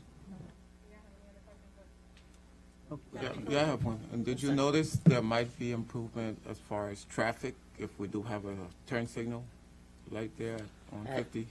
County line and Right, 56. County line 56. Turn signal to make a left. Right. Well, I would think it would be on all On four both sections, sides. yeah. I'm not, I didn't pay attention to the Dade side, though. That's That's the only thing. I DOT. only looked at, Oh, I see. at That's the our whole side. group. Yeah. So we're gonna get together. Yeah, because. I really- The problem at that intersection, you've got 3 municipalities and 2 counties. Yeah. I didn't look at we would have to do a study to really look at that light before And I we- answer that, because I don't want to tell you wrong. And you also have to About look the to light. see if there's enough real estate to put all the lanes that are necessary.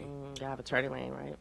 A lot of the area, that's supposed to be a collector road going all the way down, and we've been adding, as they develop, we've been adding parcels, sections of right-of-way. But some of the sections are not in the possession of the government yet, and some are, so I don't know what the conditions are at that intersection.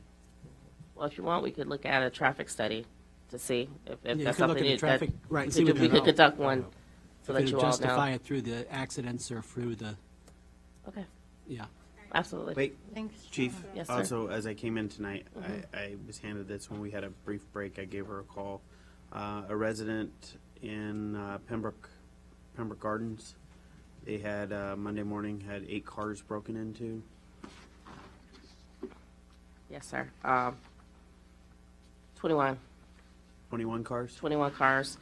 Someone came in the apartment complex that night and smashed windows. They just went around, smashed windows. It was not unlocked cars, but previous ones were unlocked doors. Right. But this time they went through and smashed the windows. So we have very good leads, and the guys are following up on that one. Well, we're working hand in hand with Miramar because they have some suspects as well. So we're on top of those. But it was a total of 21 that we had out there. Okay. And if I may, what about and I did this, I sat in your stead that day, but you were gonna you have to take this up, the towing company. 'Cause Yes. that was, what about that? Could you give the commission and get together with Yes, public safety? yes, we would have to make an appointment with Commissioner Jacobs so we can sit down and discuss and give you an update on that. Okay. I'll get with you. Okay. Also like to loop Michael Miller in regarding that issue. Mayor Mohammed, if you could speak. I know I kind of took it over there so that you not have to ask him. But what I'm gonna do is I'm gonna take his and move it closer to him so Can I that move my- that way I can actually keep mine closer to him. Okay. Okay, thank you. All right, you're welcome. Captain Kane, come on down. Number 14, fire safety. Commissioner DeVille and Chief Kane. His report is on there.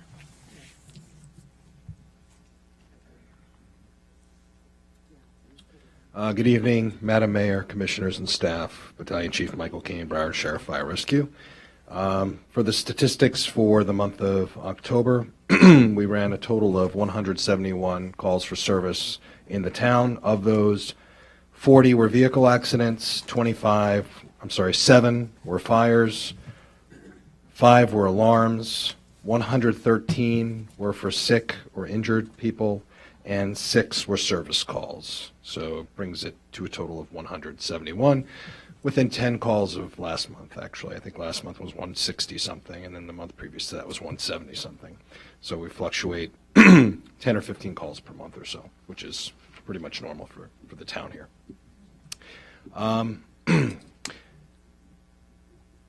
We attended the event this past weekend. It was a pretty well-attended event. Kudos to you folks for putting that on. I know it's a very difficult and overwhelming situation when you have to deal with large crowds and whatnot, but we were thankful that We didn't have any sick people. Nobody was transported to the hospital this time around, which was good. So, that's I don't know if it was related to the weather or whatnot, but usually we prepare for contingency of sick people. We didn't have that this time, so that's always a good thing. You have any questions? I do. Okay. May I, Mayor? Can we knock out 23 while he's up here? Sure, Stop the Bleed workshop. Yes. Well, we talked about this at our last September meeting, and I have residents who want to have this workshop.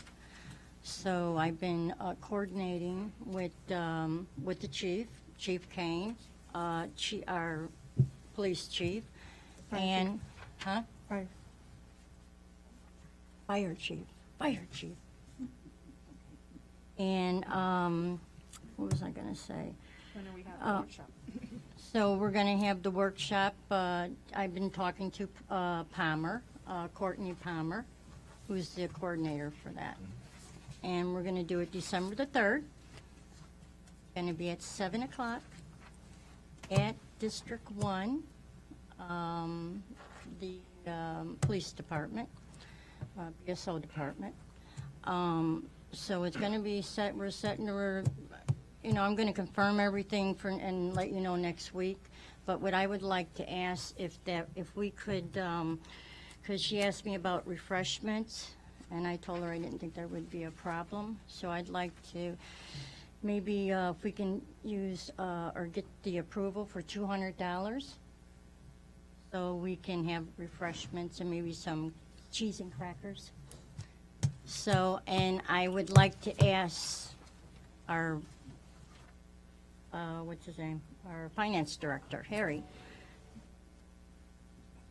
Can we, I don't know if we have it budgeted, but if we don't, I was thinking maybe we could take the $200 out of the pet fair. Is that possible? Yeah, there's no problem. We can do that. Take it from there? Sure. Okay. And so is that okay with the commission? That's fine. And everybody's welcome. Jeffrey, If I may, I'd like to ask that, if possible, could the town advertise this, try to get it as much bang for the buck as we possibly can, and utilize the space and try to fill the room with as many people as possible. For us, it doesn't matter if there's 10 people or 100 people. If the space can accommodate that number of people, for us, it's not much more difficult to teach 100 than it is. well, she was going to put, that was another thing, she's putting a flyer together. I sent her our logo, so we'll be okay. Okay. All right, very good then. Thank you, Captain Thank you. Kane. And thank you. And thank you Mayor for. Mohammed, do you want me to move that to consent? Yes. And also, what about 17? Yeah, I got in a 17. Both chiefs. I'm sorry, both chiefs' reports. They don't go on the to the- business meeting. No, they don't. Yeah, go on Okay, the good. consent. Thank you. Thank you, Commissioners. Welcome. Number 15, discussion, draft ordinance, possible modification to sign code consultant town planner Michael Law. Which one is this? Good evening, everyone. Good to see you. This is an item we've been working on for several months. Earlier this year, you had 2 gas stations in our community come in and they rebranded. I believe it's called Moyle now. And they had a little livelier color palette, some oranges and things like that. You granted some variances to those properties. And it led to a discussion where you said, maybe you see in other communities where their service stations and other commercial buildings have a little more liveliness, but, bring it to light, a little more lighting on the canopies specifically.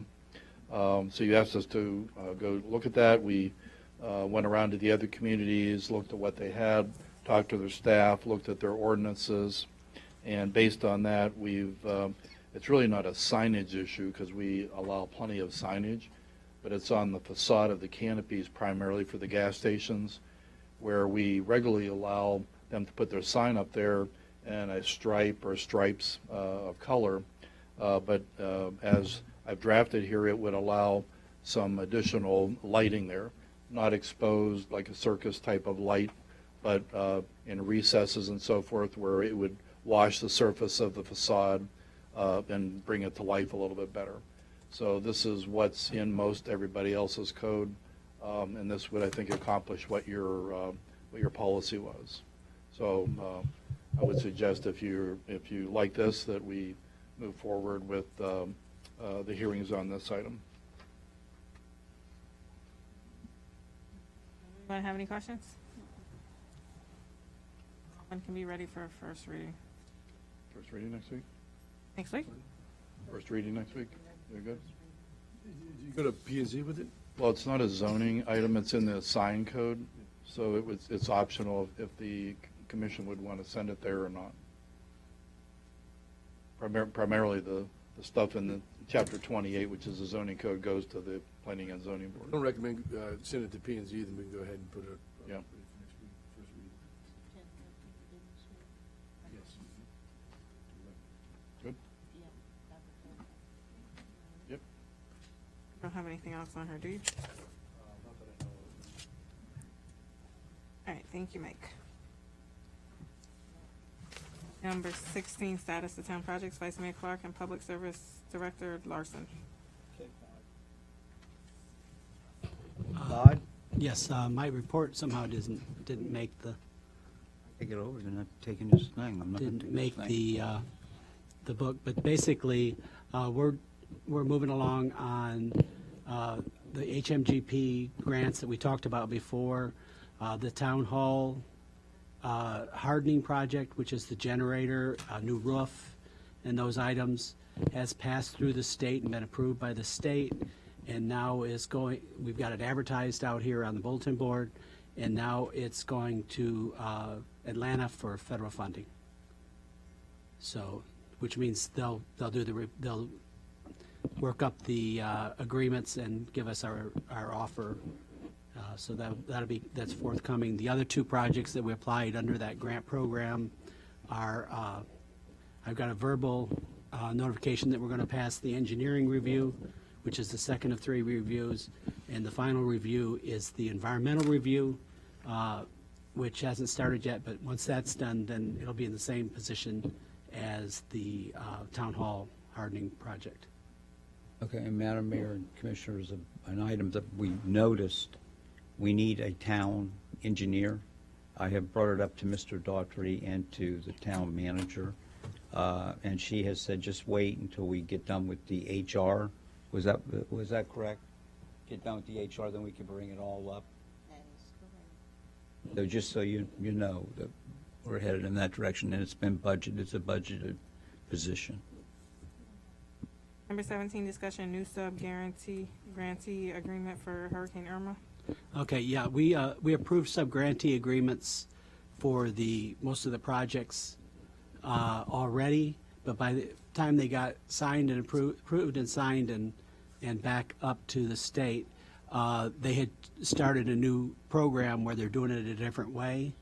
So they've requested us to redo it on the new forms, and that's what's in your packet here, is the new forms, so that we can finish for reimbursements for those Approval projects. on it, or? We just need approval so that we can get them signed and sent back up. It's the same amounts that were approved before, it's just a matter of it's on a new format. The resolution on the consent agenda. Okay. Number 18, discussion temporary sanitation sewage connection 3740 and 3744 West Hollandale Beach Boulevard.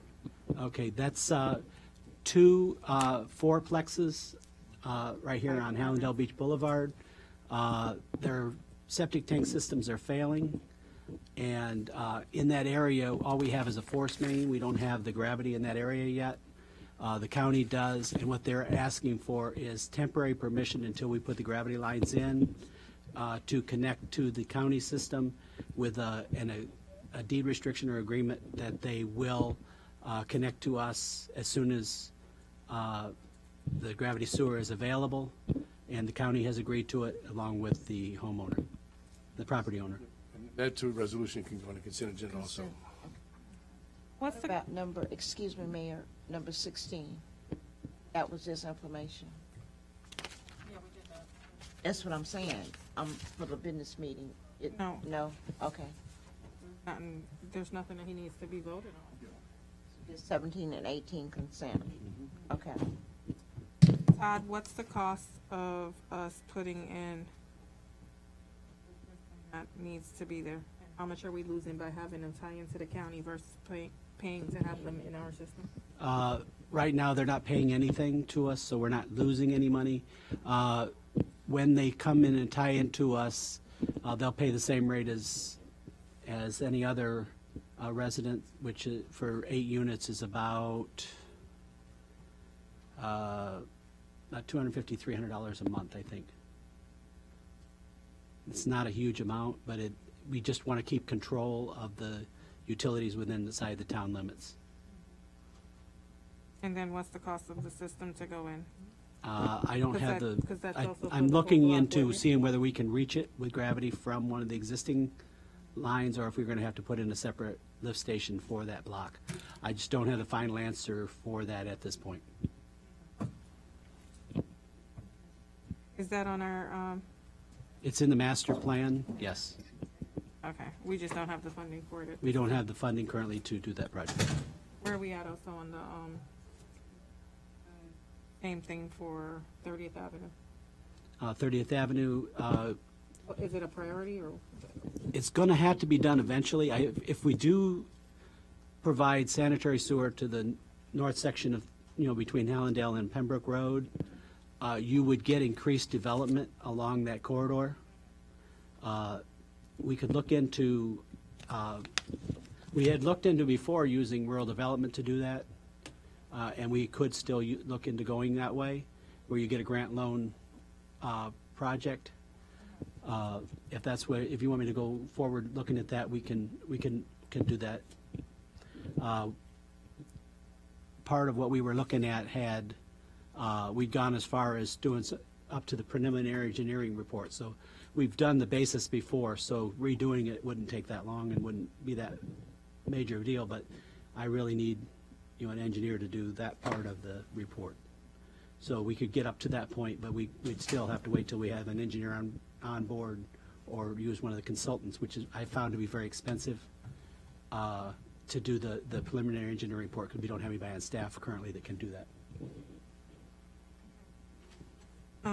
I thought Craig Smith did that report originally. They did the master report, but there's a preliminary engineering report, which is where you take data from the master and you and a few other sources, and you put it together to show the feasibility and that you're not going to hurt the environment and you're helping the environment, all the other things that you got to show. We just don't have anybody with the experience of doing that. At some point in the near future, I'd like an update on what's left for us to complete on that master drainage. Master drainage and the master sewer too? Sewer, yes, because Okay. I know that the state is looking for most of the cities to come off of septic tanks and go to sewer. And I know that we have an issue on Hollandale with some of those businesses, how it backs up into the properties and things like that. So I'd like to see Right, we what the don't, costs are to right, we fix don't those have a things. lot of area without sanitary sewer, especially now that they're putting it in Holiday Mobile Home Park currently. But I'll get the areas and we'll figure out what the cost would be to do that. Okay, thank you. Number 19, discussion, Broward County Transit Bus Shelters. Chris Okay.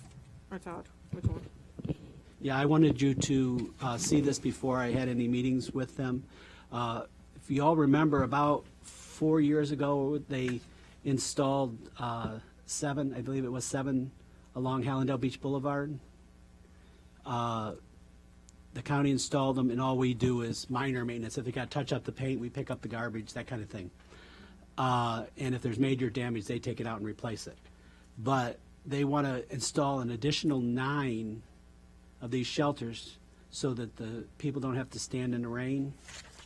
And of those, 6 of them would help our residents. There's 3 on, I believe 3 on 52nd Avenue at the stops going down the street, which are also used, I believe, by the school children going to school, so that would be good for them too. And some additional spots on Hallandale Beach Boulevard, plus there's 3 shelters that are in our city but more or less serve the neighboring communities. There's one proposed on 56th out in front of the place over there that does the seawalls.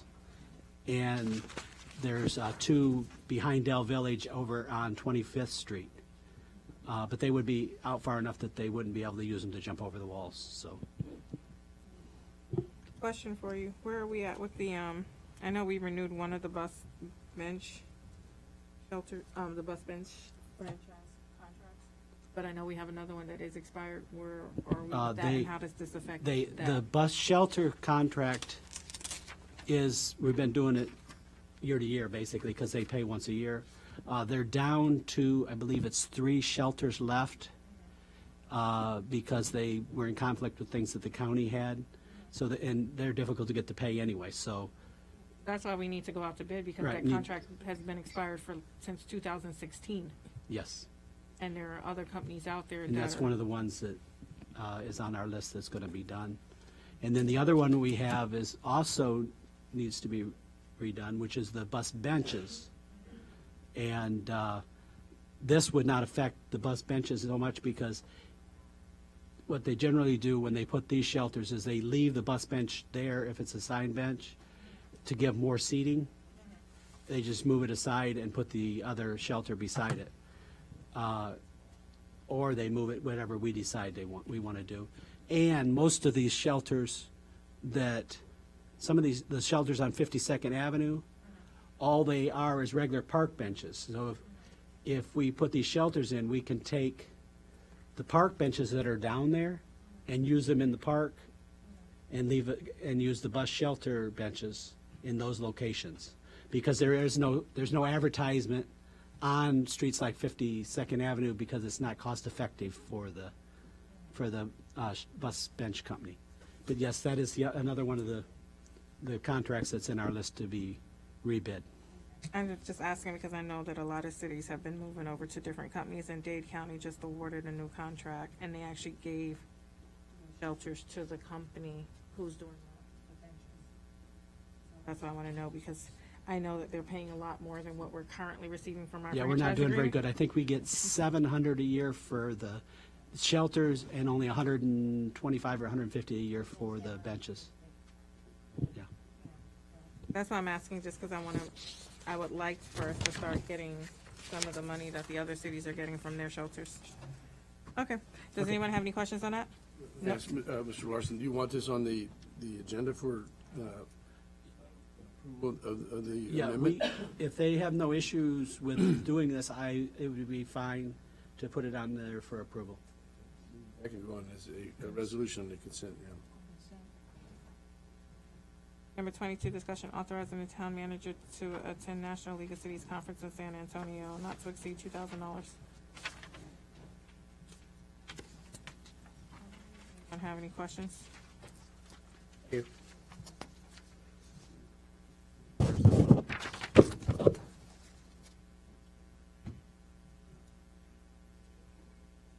This is, when are we? 22. 22. Okay, this is for the National League of Cities. We're kind of really short on our budget and funding already. For a National League of Cities event, I believe this would be something more that the commissioner should be attending, and not necessarily the town managers if a commissioner is going to go. I don't think there was anyone who put in for this. I think a Florida League of Cities would be more appropriate for a manager to be going to. But at this time, I think she's better served with the town being here instead of going off to San Antonio on this trip. Anyone else have anything? Well, who else, if I may, Madam? I don't think nobody should go. I think we're tight budget right now. We have to come And up we with better- that we gotta watch. $9,000. I had to dig into, for $200 into my pet food. Dug deep too. Yes. Okay, so yeah, you gotta traveling. kind of say that, yeah. But who would, okay, you're saying nobody to go I on don't this? think No, anybody should no go. one's put in to go for this trip as it Exactly. is. But this is a National League of Cities event. Now, these events we do get some good resources out of, but it's, again, something more that the commissioner should be going to and instead of the town manager. And I think with everything we have going on in this town right now, it's better for her to be here taking care of the day-to-day operations in this town versus heading out to San Antonio for the National League of Cities. Any other discussion? Might I say something? The only reason it came up because it was sent to me by the mayor. Thank you. Number 24, discussion international promotions, businesses, community involvement, Eco. eco gardens and centers and wellness programs. Okay, we need to come up, we need to get, and I guess this would go to Madam Manager, you need to get with your events coordinator and find out when we could have, I'm having a hard time, I gotta get a different, gotta get a mirror so I can see around everybody. The events coordinator, if you could get with your events coordinator, Joy, and find out more detail on when we could have the event for the Broward Sheriff's Office employees. Not too, not too long, it doesn't cost that much money. How much was it last time? $500, $600? It's budgeted, I don't think it wasn't even that much and last it's time. budgeted, it creates a lot of goodwill. What are you talking about? Having the Broward Sheriff's Office, giving them a plaque. Oh, okay. So that's I what- lost you in the. Okay, I'm sorry, did I explain it? Now I understand. I just, And so if you would have Joy do that for us. Madam Manager, okay? I heard. Okay.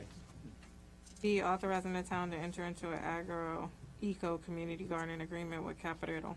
Yep, and we sat down with them, and then there was some changes that Todd or Miriam wanted to add to it, a name change. You know, as we know, they kind of split the original group.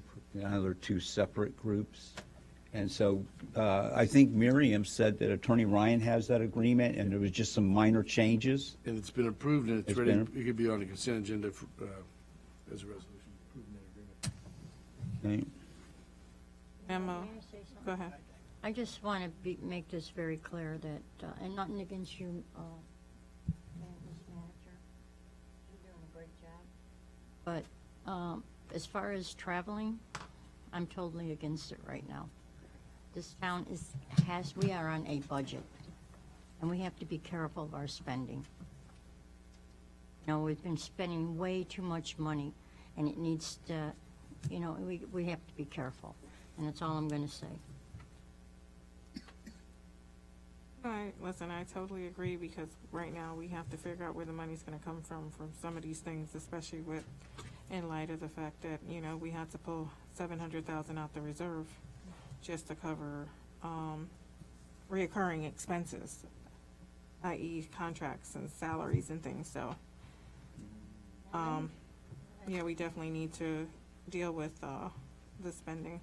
So travel. Because these little dollars Add adds up. up to big dollars. So we really need to, Okay. you know, keep our eyes open and be very cautious how we're spending money. I got some I'd like to add in. There's been some confusion around on who it works for who's doing what, and we're working out all the bugs on that. But the Joy is our assistant for the commissioners. So Howard, when it goes to that would be something that you would just go directly to Joy to, not something to go through the manager on, because it is something to deal with the commission. As it's been explained to me, Deetra works for the town manager. Joy is working for us, so we have that divide now where she is working under all of us, and she's all of our assistant, where before there was a little confusion where some of the commissioners were working there, some were here. So I think over the last week or two, those have kind of been ironed out.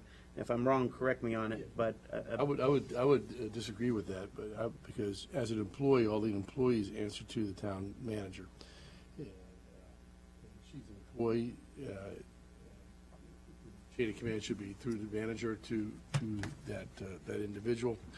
And well, that was what we were working on. Not as a separate, it's not even a position that was approved by ordinance or resolution. It just came, first I heard about it was when I saw it first on the flow chart, or organizational chart.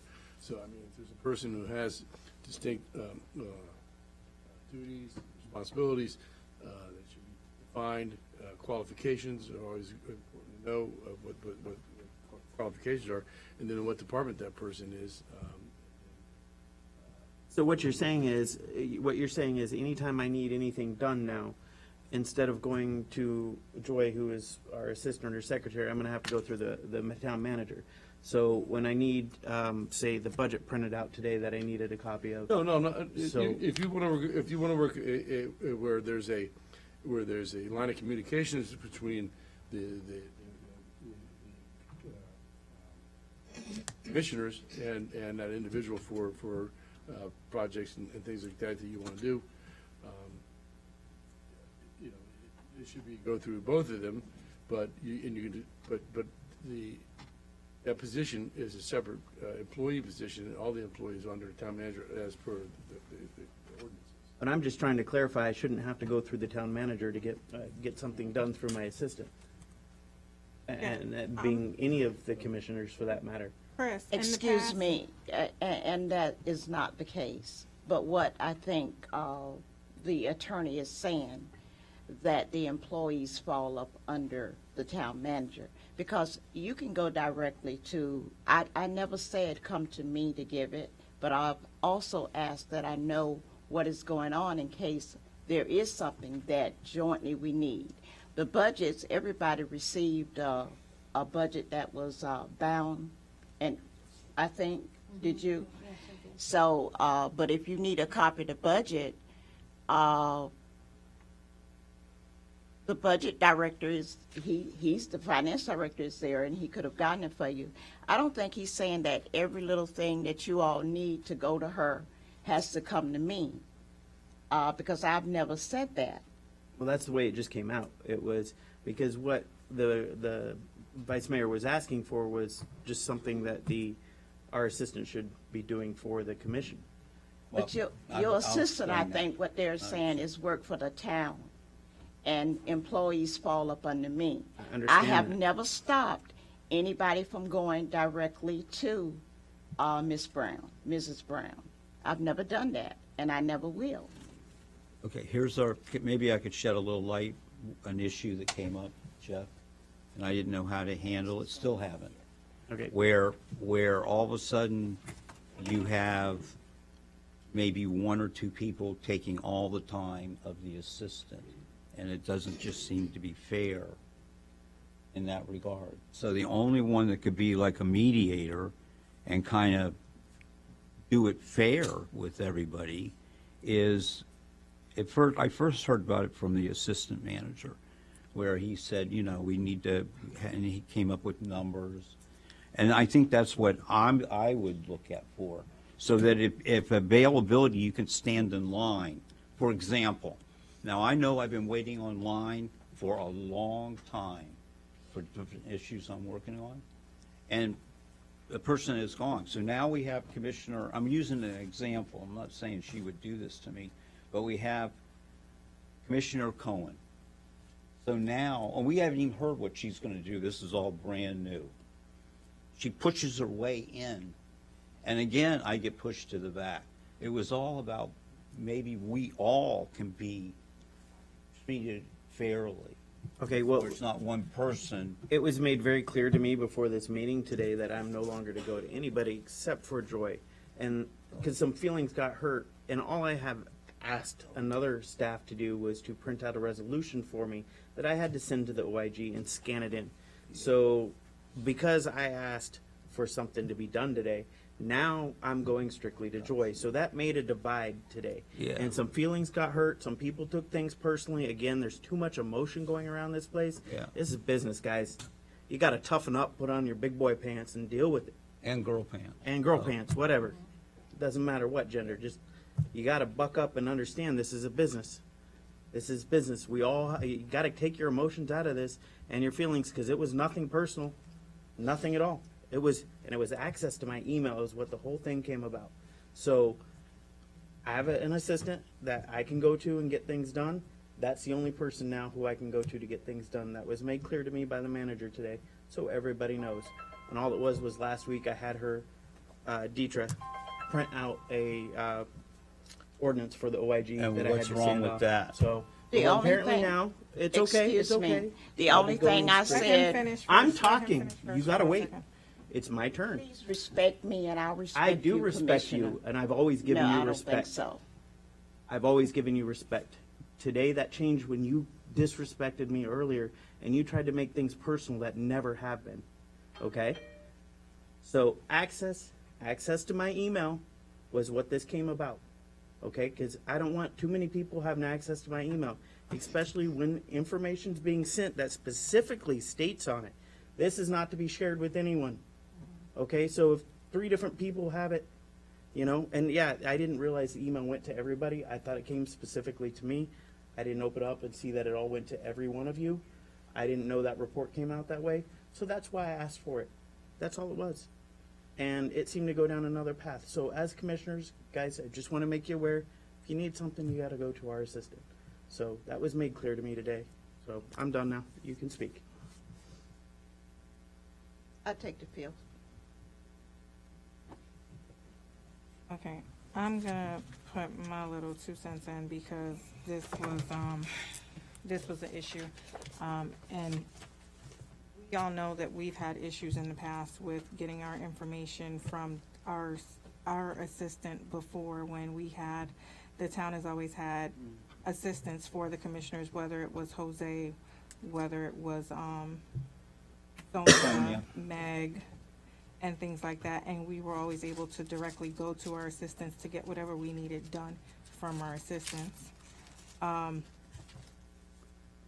know that you're referring to me hogging her to work on the health fair because she is a special events coordinator and she had a lot thrown on her plate. And it was, I didn't say that. I know that's where it was going. No, it wasn't. Excuse me. Finish it, and then I'm going to object to that one. Go ahead. And see, that's the problem, is that there's too many interruptions when someone's trying to speak. So it was an issue where the events coordinator was tasked with getting the health fair together, as that is a big event for the city. And she was being pulled in 15 million directions while she was working on the stuff for the health fair, along with my former assistant, who is our projects manager, working together to get everything done for the health fair. All I was asking was for her to be given the time to get the stuff done for the health fair. And there seems to have been a lot of confusion, misunderstanding.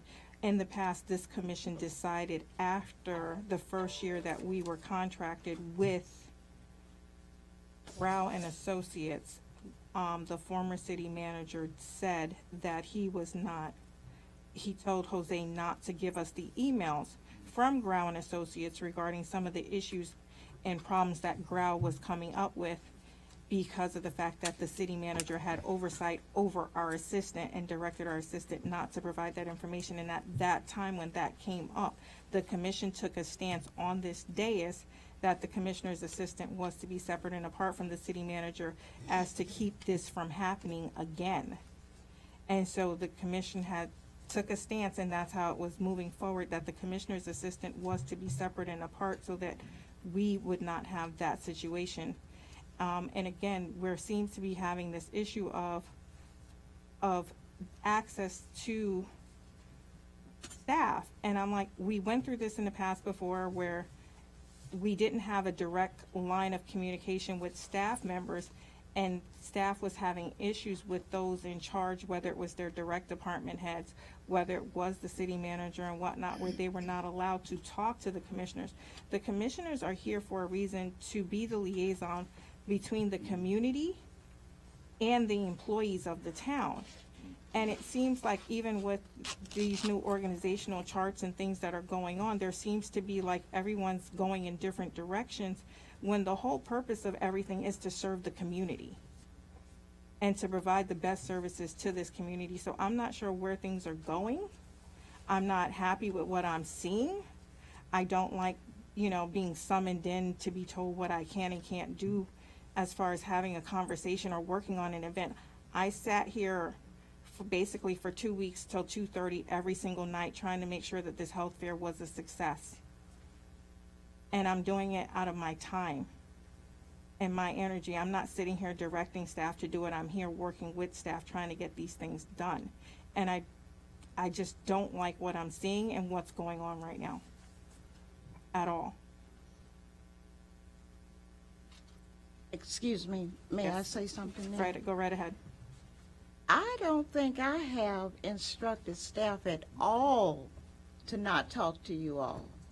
If that has been said, then there's a mistruth going around here. The only thing that I ask is that I know what staff is doing in case there is a workload that we need to abide by. I have not specifically asked anybody to not speak to you and that you could not go to staff.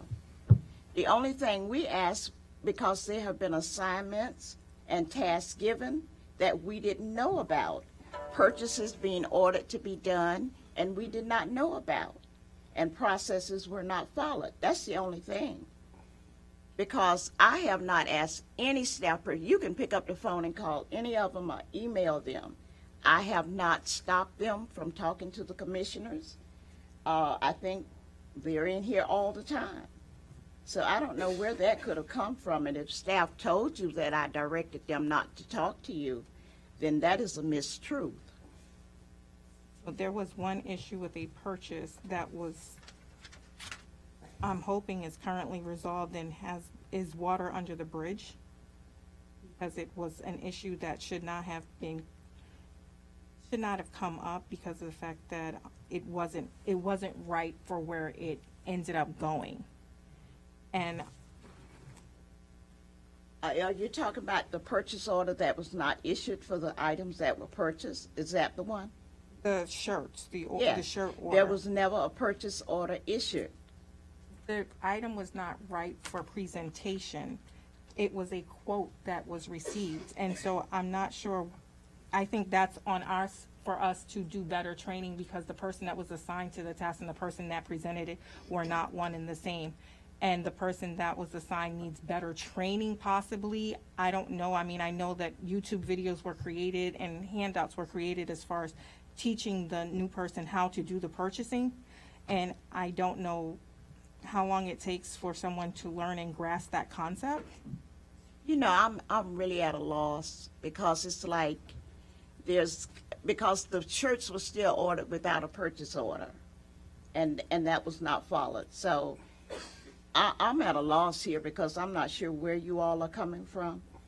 And I suggest, because we're wasting all these people's time, that you all put it in writing to me what your concerns are and let it go on the record. Because it's like there's a tax coming in at my office, and I don't know what you're talking about. So I'm asking if you would put it in writing so I can know what I'm addressing. That's fine. Okay, thank you. And what I'm saying, I know, Madam Mayor, if I may, I know how busy you get with the health fair. And I did not, period, I haven't even been coming around here when all that was being put together. I know how busy you are, and I did not direct somebody to do something different.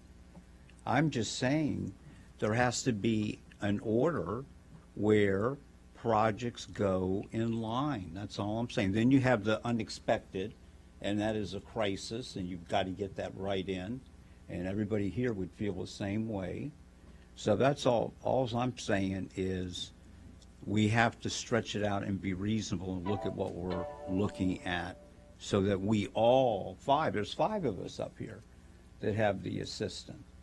And I was right there with you during those days, and it was tough. That's why I get leery about that other way, going the other way and go too far, as you know and I know, where you weren't allowed to do anything. And the mayor was chastised for talking to staff. So all I'm saying is to be reasonable with everybody. There's 5 of us. There's not 1 or 2 or 3. There's 5 of us.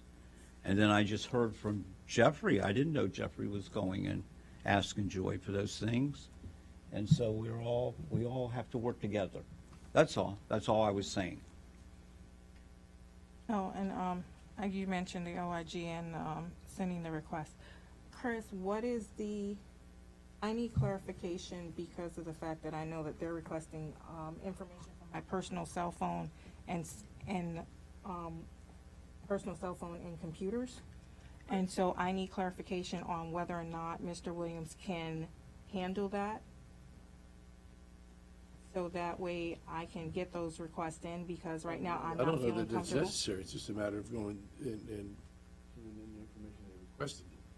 I'm not sure what should be sent in from what should, and I've called Amy Schmidt, whatever. Schmidt.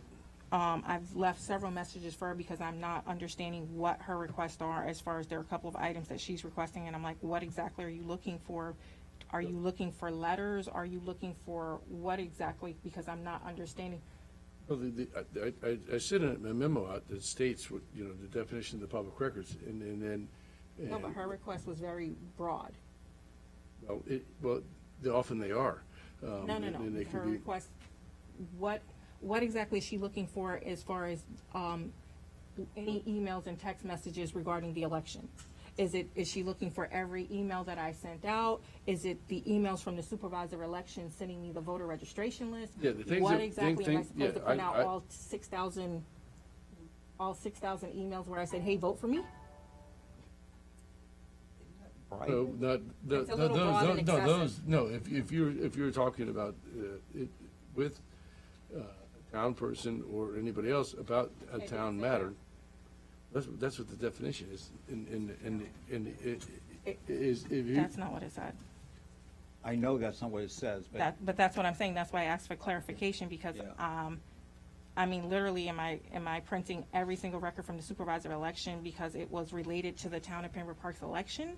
Like, there are so many things, and so that's why I feel like I would prefer. If it is related to a town matter, which would be the elections and. So all my communication. materials regarding my election, every flyer that I've printed out, all of that would need to be sent to the supervisor of election, who's paying for that printing.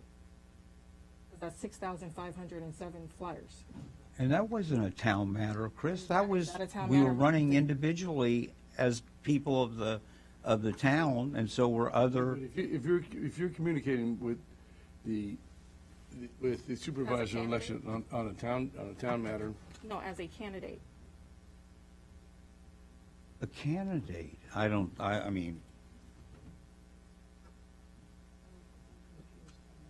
I'll look for clarification on that, because whether you, as a candidate, communicating with the supervisor of elections is a matter that needs to be, becomes a public record.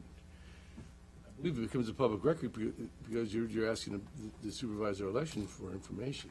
So me paying for a voter's walking list from the supervisor of election, me paying for, as an individual. as a candidate, paying Yeah. for my brochures to be made for the election for me as a candidate. If you're contacting For a March 20,000. printer, a printing company to have your flyers printed, that wouldn't be. But that's what I'm a town asking, matter. because that's what majority of my emails are, is me getting a printing company to do my flyers, me getting, sending out mass emails saying, hey, vote for me, I'm a candidate. those type of things. So that's why I'm like, okay, so what are you looking for? There's no, it's not a clear, she needs to define and redefine the scope of what she's asking for as it relates to some of those items, because it's very broad in general, and it's not clear. I'll call Ms. Schmidt and ask her what, you know, the focus of her. So that's what I'm saying, like, for me, I need clarification, and that's why I'm asking, so can I contact my attorney to deal with that, or how are we dealing with that? Because I don't feel comfortable with just giving out the information on who my printers are, who my designers are, who any of that stuff is. And you weren't an elected official running and doing that, you were running as a candidate. And the same thing yeah, I goes don't- for I- And that's not what the Because all definition three says. of us. I would certainly think that your communications between printers and your staff would be, your private staff are not public records. I didn't catch you, I'm sorry, what? He said they're not public records, but that's not Yeah, what if the you're request communicating- If says. you're communicating with a consultant regarding the manner in which you're going to run your election, or your printer, and you're talking about matters, you know, orders for literature, those aren't. Ordering a walking list, I don't believe that would be. It's Well, got you to be have to dealing. pay for that, so I mean, I'm like, how is that a public record when I had to pay for it? So that's why I need clearer definition, and that's why I'm asking for clarification from you. Can I contact my lawyer to see what I can provide from what I should be providing to make sure that we're on the same page? And that I'm not giving too much information that's not actually relevant to what their focus is. I think we should let the attorney, the town attorney, give them the opportunity first, Mayor, and then Well, we, see what happens. Mayor, I agree with going on that. Let Chris contact Schmidt first, find out what the outcome is before you spend any money out of pocket for that. Just I'll contact them tomorrow and ask them what the scope is of the request that they're making. Is there anything, other categories that you're speaking about?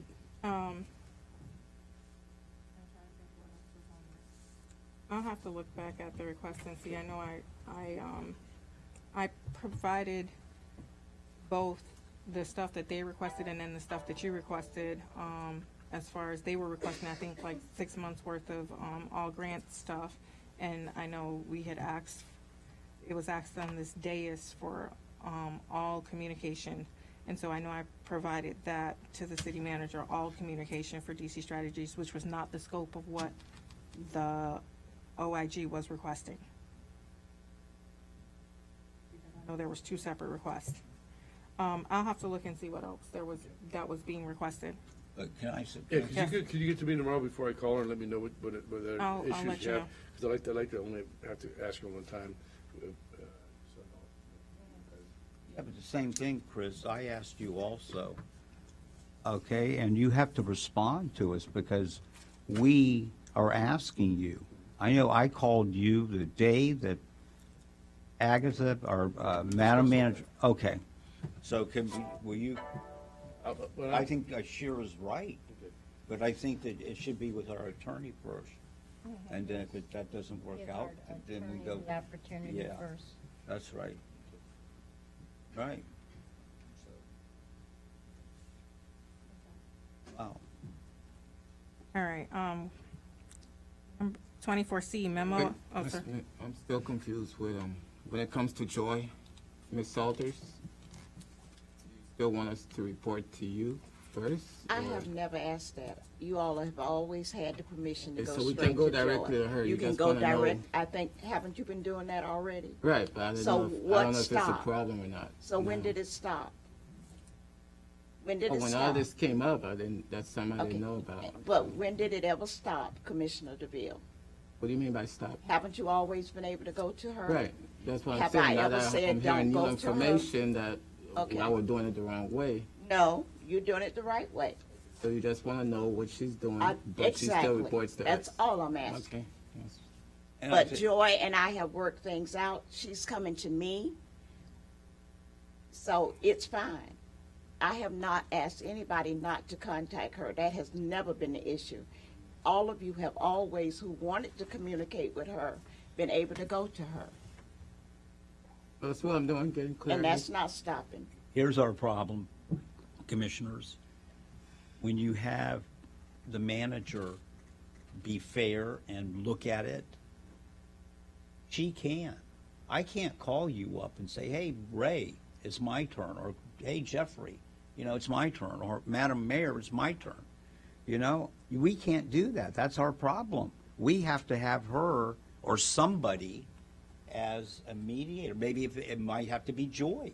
Joy has to do it fairly. Maybe that's the answer. I think it's the manager. Yeah, because I think the manager would be And, the we need arbitrator. to start giving her some more respect. Okay? And I can understand a lot of things that are going on too. It's when you're going to have the employees work these events and go out, I think the manager should know where those employees, when they leave the building, that they report to her so she knows what they're doing and where their whereabouts are. Because God forbid if something comes up, you have to know. You have to account for that person, and she's responsible. I agree. Okay? So I think, We what I should would- vote on it. Let's vote on it and No, we settle don't have it. to No, vote. you have to vote on this. All right, well, I'm just You saying have we to need to vote on show it. respect. I would say, yeah, that's right, Gina. Okay, I would say that what I would choose would be, the manager would be like an arbitrator, would be trying to put it together and calming everybody down and getting people organized. And that's what I've seen her do. That's the reason why I said that. Because I know right now, I'm shivering in my boots to think I could call the mayor up and say, hey, let me in there and get me my turn. That would be wrong. I think that would be the wrong thing. I think what we have to do is go through the manager as a mediator that organizes it. She can come back and say, no, can't do it like that because this, and this. Or, because she's fair. All the dealings that I've had with her, she has been fair. She makes me wait in line, but that's okay, because I say to myself, sorry about that. She's organizing it. Okay, I'm just gonna ask a silly question because it almost feels like Joy is like a brainless child here that needs to be directed. She's a grown woman. She knows how to manage her time. If she's given a task, she's working on a task that's presented to her. If there's something pressing, she knows what she needs to work on first based on what the priorities are. And it feels like this conversation is going that she's a brainless child, that, we need to direct her and have mediators to say, okay, well then this project is more important than that project and things like that. No. That's what it feels like to Okay, me. but So, I know mean, I'm that's not just expressing my, that. I'm that's saying we're just- trying to organize it. Organization. You got 5 people that have to share on one resource. So you have to get some type of plan. And that's easy to do. And I think we need to vote on it and I think settle Joy, it. I Yeah, I don't think think Joy there's any- can manage her time. mm-hmm. She don't need a manager to tell her to do this and that. Then that would be, if that's what the commission wants to rely on that, then that's okay. I'll go whichever way you go, as long as we get this thing organized. Because it's not just me, it's everybody. Now you have Gina doing an event, everybody is trying to do things for the people. And I go to the manager and I tell her what's going on because I show respect. So do you think that we need to vote on it and settle it? I think we do. having a resolution on That's tonight. defining her position, what her roles and responsibilities are. There's a job description that me and Natasha had floating around that Stephanie was utilizing as well, and that way there's a clear and defined definition of what her roles and responsibilities are, and also that there's a position definition, since there's an issue with I just don't know why everybody can't. We have limited resources. About we that, move on? Howard, because Can we I move get on to the along next with item? everyone. Yes, C, memo agenda requesting national wildlife habitat. What number are we on? We're still on 24, we're on 24C. Oh, are we moving on? Is that what you're doing? Yes, we're moving on okay. to 24C. Okay, what that is that is where we would like to fill out an application and join, like, what is it, the majority of cities in the county, Todd? Yes. Okay, and become part of where they give us a designation, and then the designation can be used for grants and for other purposes. Does Miriam want to explain that a little more, or who do you want to explain it a little more? Yeah, We're Miriam. doing three things: hands-on Broward, where, and Chris, you have that contract, correct? Hands-on Broward? Oh, Miriam, didn't you, huh? He, All right, some of the stuff goes in that, goes right in the spam, all right. Hands on Broward, I'll look for it. and that is an organization that'll come and help us to do things, events and different things out in the garden and the orchard, because I was listening to Newell and the town manager, and they were kind of saying that there's groups out there. And then County Commissioner Barbara Sharif gave us another name, the 4-H Club. And so that's what this is all about, getting them to come in and participate and help. We met with Hands on Broward. They were very excited. According to staff, they sent the contract to Chris. And so you're going to have to find the contract. Yeah, okay, but that's what that's all about, Shira. It's getting a designation and then using the designation like Miramar. If you go to their park, the garden, you'll see that they belong to this group. And that's what that's about. 24 is done. 25, discussion 2019 commission retreat, not to exceed $2,000.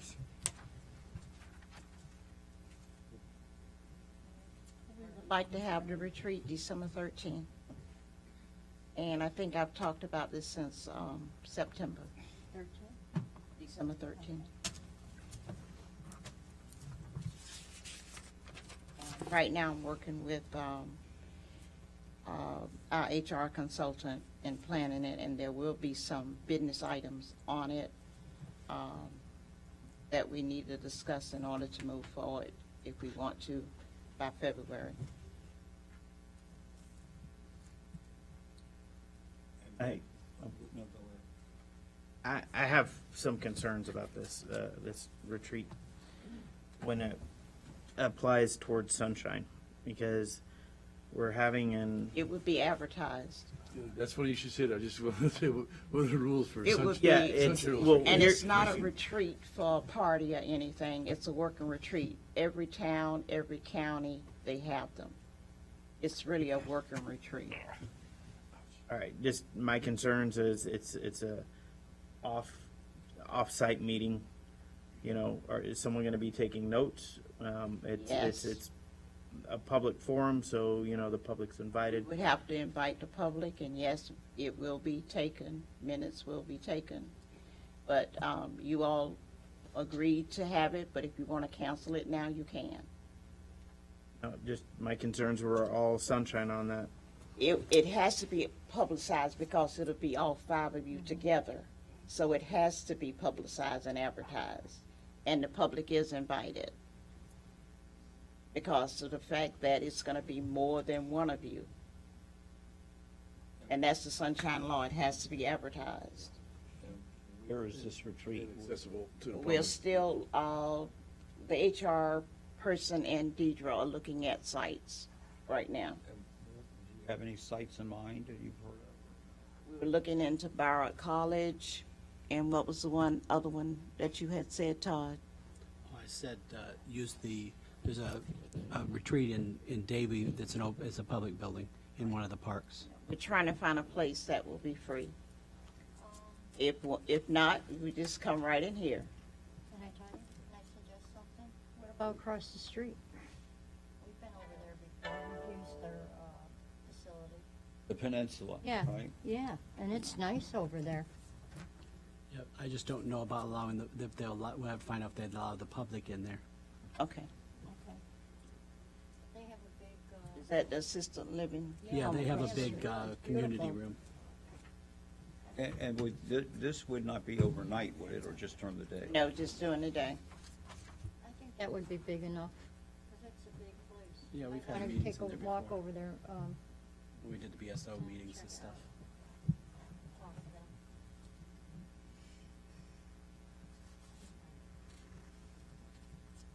them. 26 discussion Broward MPO C-SLIP projects. Okay, so, What's the pleasure? What are we doing? Is it going to consent or what? Or canceling it?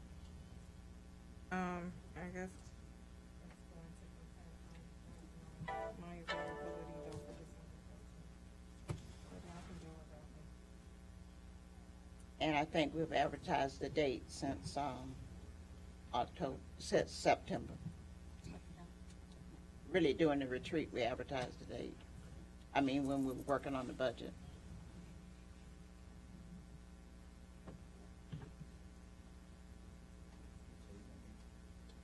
address the next issue?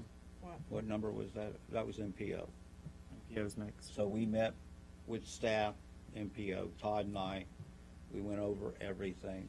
They're very sympathetic to our situation, especially when it comes up with children. And I think we would rate very well, right, Todd? We convinced them that we can't get help, and we have a Right. money problem where we can't just go out and hire a planning staff to come up with these concepts. Right, they've been very helpful, and they recommended that we adjust our project to these two streets, because that way we don't have outside agencies to interfere that we have to deal with, and that we can be within the range of budget. And most of this was done last year by Peter, so we just do need to do some adjustment to the plans so that we can do the C-SLIP project application. Then make sure, Todd, you get a hold of Secretary Riley. Yes, we will get a Asked hold of that him. before. Yes. Yes.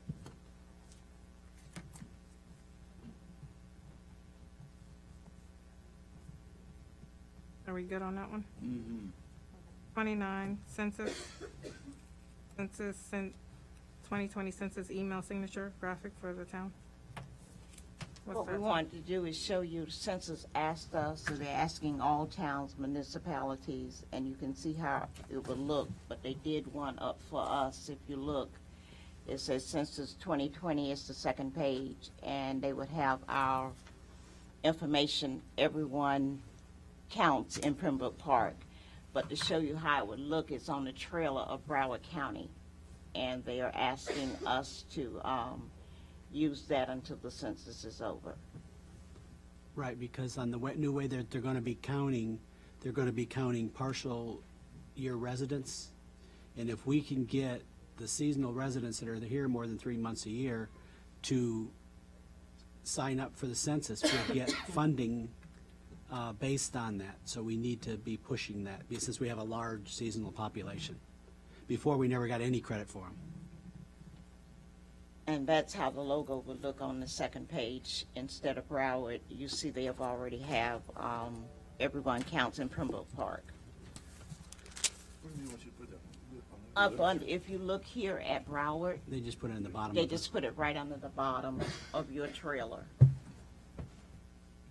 And when it goes out, it would advertise. And also, the census are looking for, to fill positions in this area.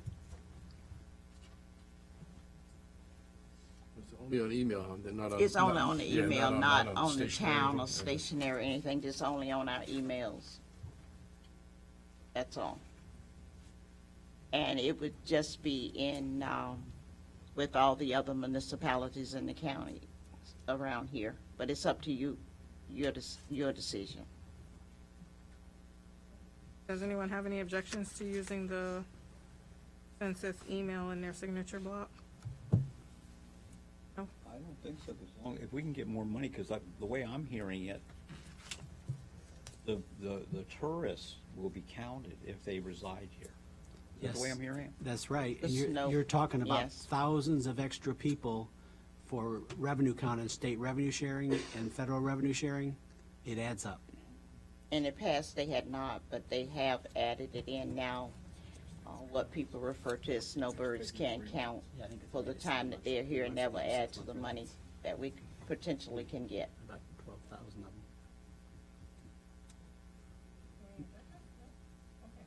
Consent? Okay. 30, discussion October lobbyist team report. Everyone has a copy of that. If they have any questions, they can contact our lobbyist. Number 31, that was already discussed. Everybody has their packets in front of them with their flash drive. 32, policies and procedures. That's not Yeah, there, but I don't know where it's I at. had prepared a draft of policies and procedures, and I don't see it on this month. But it's been on before, and there's been no discussion about it. I mean, at some point, if you all would go through it, mark it up, let me know what you think is good, what's bad, what needs to be added. We went back from the commission for a full discussion.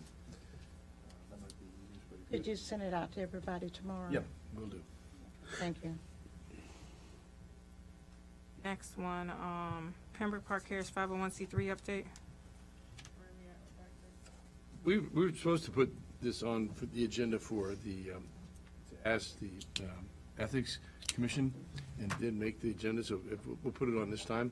And then if you want me to go ahead and have the application for the 501c3 designation, depending what the Ethics Commission says, continue with it. We can do it both at the same time, or if you want to wait until we get an opinion back.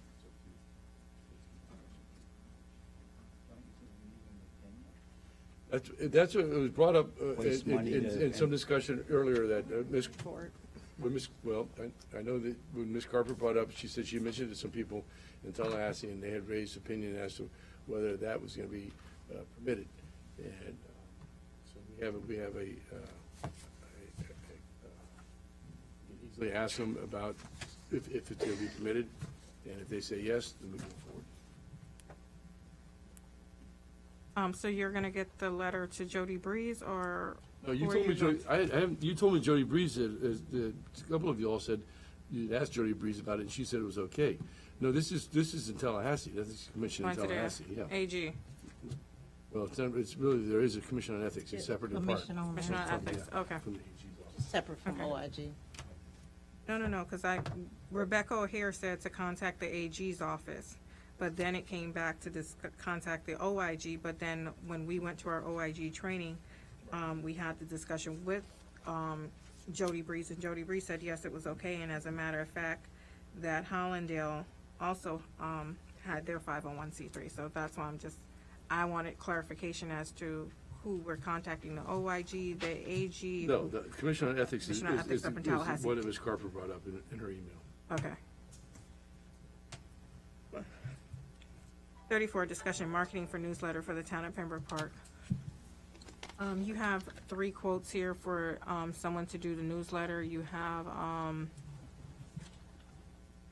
JMB for a flat rate of $500 a month for the design for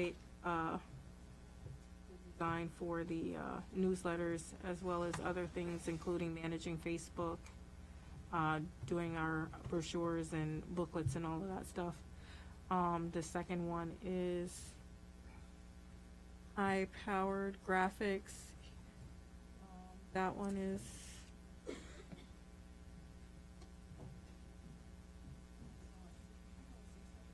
$650 a month.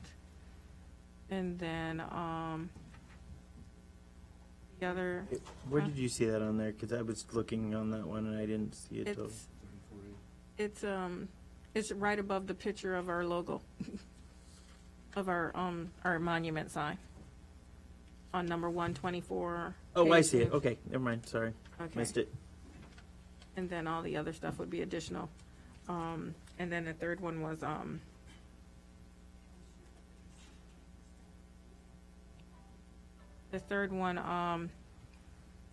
was $600 a month from Udo Lombardi for the or the, huh?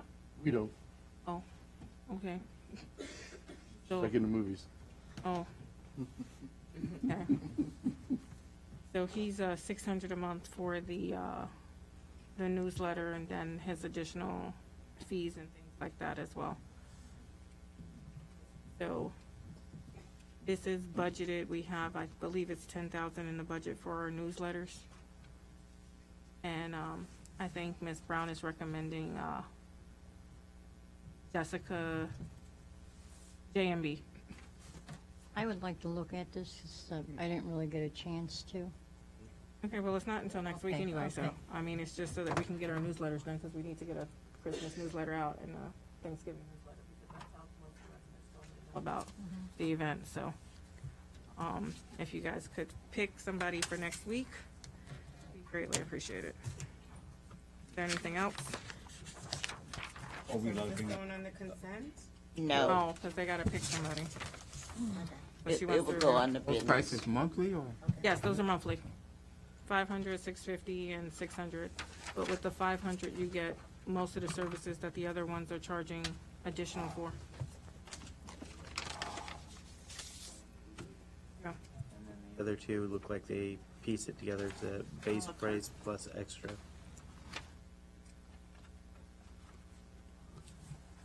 Yeah. Commissioner, oh no, there's no commissioner comments. Yeah, I've got commissioner No, motion to comments. adjourn. Yeah, what now? I'm gonna say, we always put commissioner comments, we always do that. Because if we miss something, then we have an opportunity to bring it, because I have a very important question to ask the attorney. So may I be recognized? Okay, Attorney Ryan. Yes. Okay, I know what was it, about 9 months ago, a year ago, we had you to where you signed an agreement to your contract. I think you straighten it out after I say it, where if a commissioner calls you and wants information, that you would return that call within 24 hours. You'll respond to them. And manager, so if any one of us have a question, you know that if you see that it came from a commissioner or a manager, okay, then you have to be able to get back. So you agreed to that. That's all I'm just saying. That's going to be the protocol, right? I'm trying to figure out. Try to do that when I'm in the office. I told you this week I was out of the office for several days. Yeah, no. I'm not targeting you, okay? I'm just asking for protocol. What do we do? I'm trying to I would like to, not as soon as you can. You got it within reason is 24 hours. It's not as soon as you can, because then a week goes by and you got something important to talk to you about. So we'll do the 24 hours, the way we did the letter, and, okay. And then who at your office do you leave a message with? Because we can't talk to you. Who would that be? Your assistant? Any No. It can't be any of Unless them. with the receptionist. No, who is your assistant? That is my assistant. Leave a message. Yeah, okay, because commissioners, what we've got to do here, I know Jeffrey Jacobs, Ray, I know the mayor, I know Cohen, we're all on the same page. And the manager, okay, we have to have some type of peace and get through these things without, every time we turn around, there's a war. We got so much stuff to do, and, who needs that? And we don't need that. We all ran together, not together, but this whole commission is a new commission, and it's a new day, and no matter who it would have been up here, we would have all been working together. We got to bring that back. We got to bring that to the table. So I'm saying it, let's just try to work things out without breaking any laws, because you just can't call people up. Okay, and Agatha's doing a phenomenal job. She's trying to find her niche too. Well, she already knows her niche. That's a lot of paperwork and a lot of management. And if you want, Ray, if you want the manager to be accountable, this was the problem before. There was no accountability. But now we changed things. We changed things since then. And that manager, the manager is accountable. But if we start waiving, I'm not saying we can't waive on one or two things as long as it's open and out in the air here, okay? What I'm saying is, you gotta let her do the day-to-day, all of us, so that when it goes wrong, she can't say, well, you guys were doing, I could already hear, and she wouldn't do that intentionally. It's because we're setting this whole stage. Let her do her day-to-day affairs. And, that's all. And all of us. Commissioner Cohen? Is it in the budget? No, it's in the OIG. Yeah, I would say so. So she's got to do her job. I agree, Howard. Yeah. You just said, But we got to be reasonable and know that you're not going to do anything terrible. The mayor's not going to do anything terrible. And we all have to just place it in order. And that's what I did with the health fair. I know how much work it takes, a lot. Alls I was asking for is a simple table, which I got and you came by. That's all I was, because I had it last year. And you know what? Todd and Parks and the manager and everybody got it together. The mayor said, not to me, but the mayor, I'm sure, agreed to it. Otherwise, she would have come by and thrown a snowball at me. I put your table specifically right in front of your I garden, so you know. can walk across and show the people That's the why, garden. that's why don't, and we have 5 pages of people that signed up. Mr. Jenkins, Meeting adjourned. No, I'm not I didn't talking. I hear was you. trying to be sure. I'm just trying. Madam Mayor, Excuse me, we still have one more But do we have no, citizens coming in tonight? guest in the audience that would like to speak. On the workshop? Francine Sutherland? Mayor, on the workshop? Mayor, does that happen on the workshop? We don't have a section for them, but when they come in, we usually allow them to speak. Hi, Francine Sutherland. I manage Azure Villas next door for over 18 years. I'm also a resident in the city. Recently, we've been doing some, we call it Grace Hill training, which has a lot to do with fair housing, HUD, stuff like that. And I was really put back to learn that victims of domestic violence are not a protected class when it comes to fair housing. You have sex, religion, familiar status, stuff like that, which would protect a person. But let's say that if I had a resident who was in a volatile relationship and the police were called out there several times, we get those reports, it goes on their rental report, we would most likely, as it is right now, not renew this person. What this ends up doing is hindering the victim from reporting anything. So I have learned that even though fair housing does not recognize this, that we can put an ordinance in that the city recognizes people of domestic violence as a protected class here in our city. So if this was to happen in my community or any community or private housing even, that this person would be protected under our ordinances. So I would like for you guys to look into that. I think it's a very important matter that we can look into and adopt into the ordinances of our city so these people are protected. It's not only women that are victims, so the sex of to be protected as a woman doesn't apply here. So I would really like for you guys to look into adopting that as an ordinance in our city because I think it's important. So that is the first thing. Any questions about that? Send an email to us on that. Yeah, if you give me an email address to do that, and I'll send you all the information that I have from Fair Housing and HUD about that, that'd be fine. I'll give you my email later.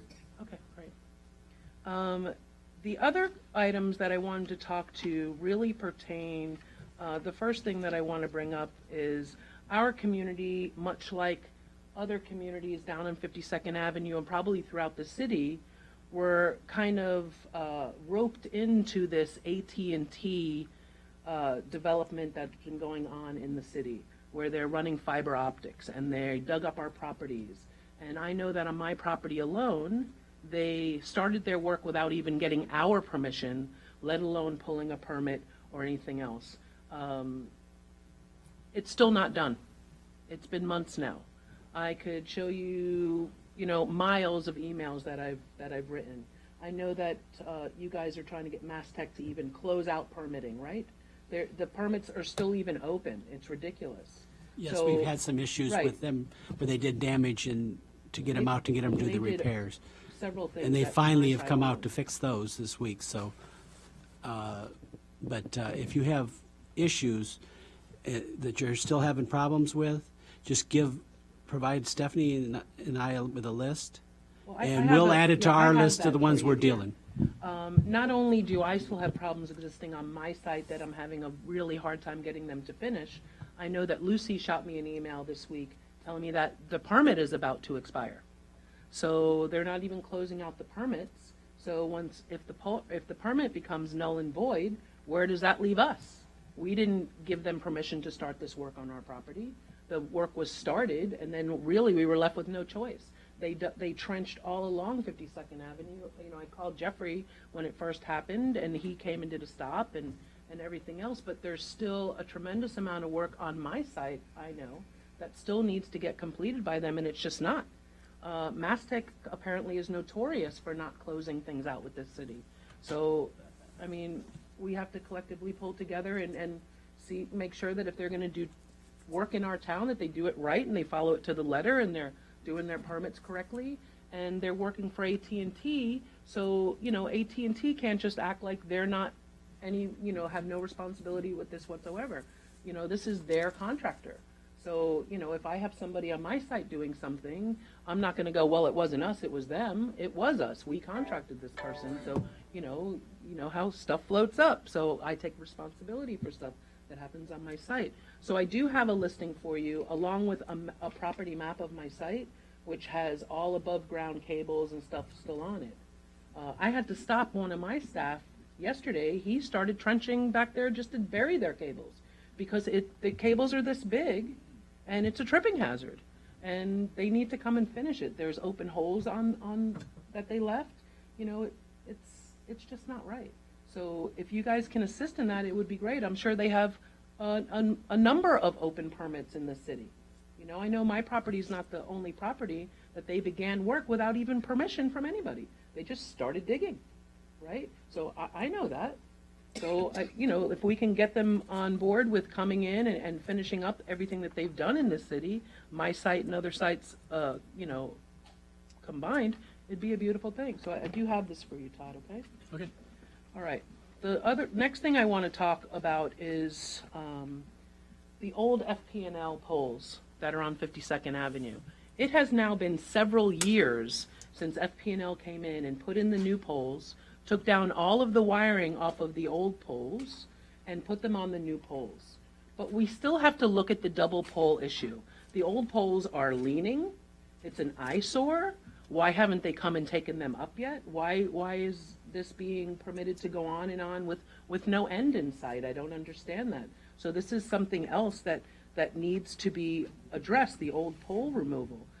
Also, you guys have it also, and I know that if you walk by something every day, you stop seeing it, right? So it becomes the stain on the wall that you just ignore.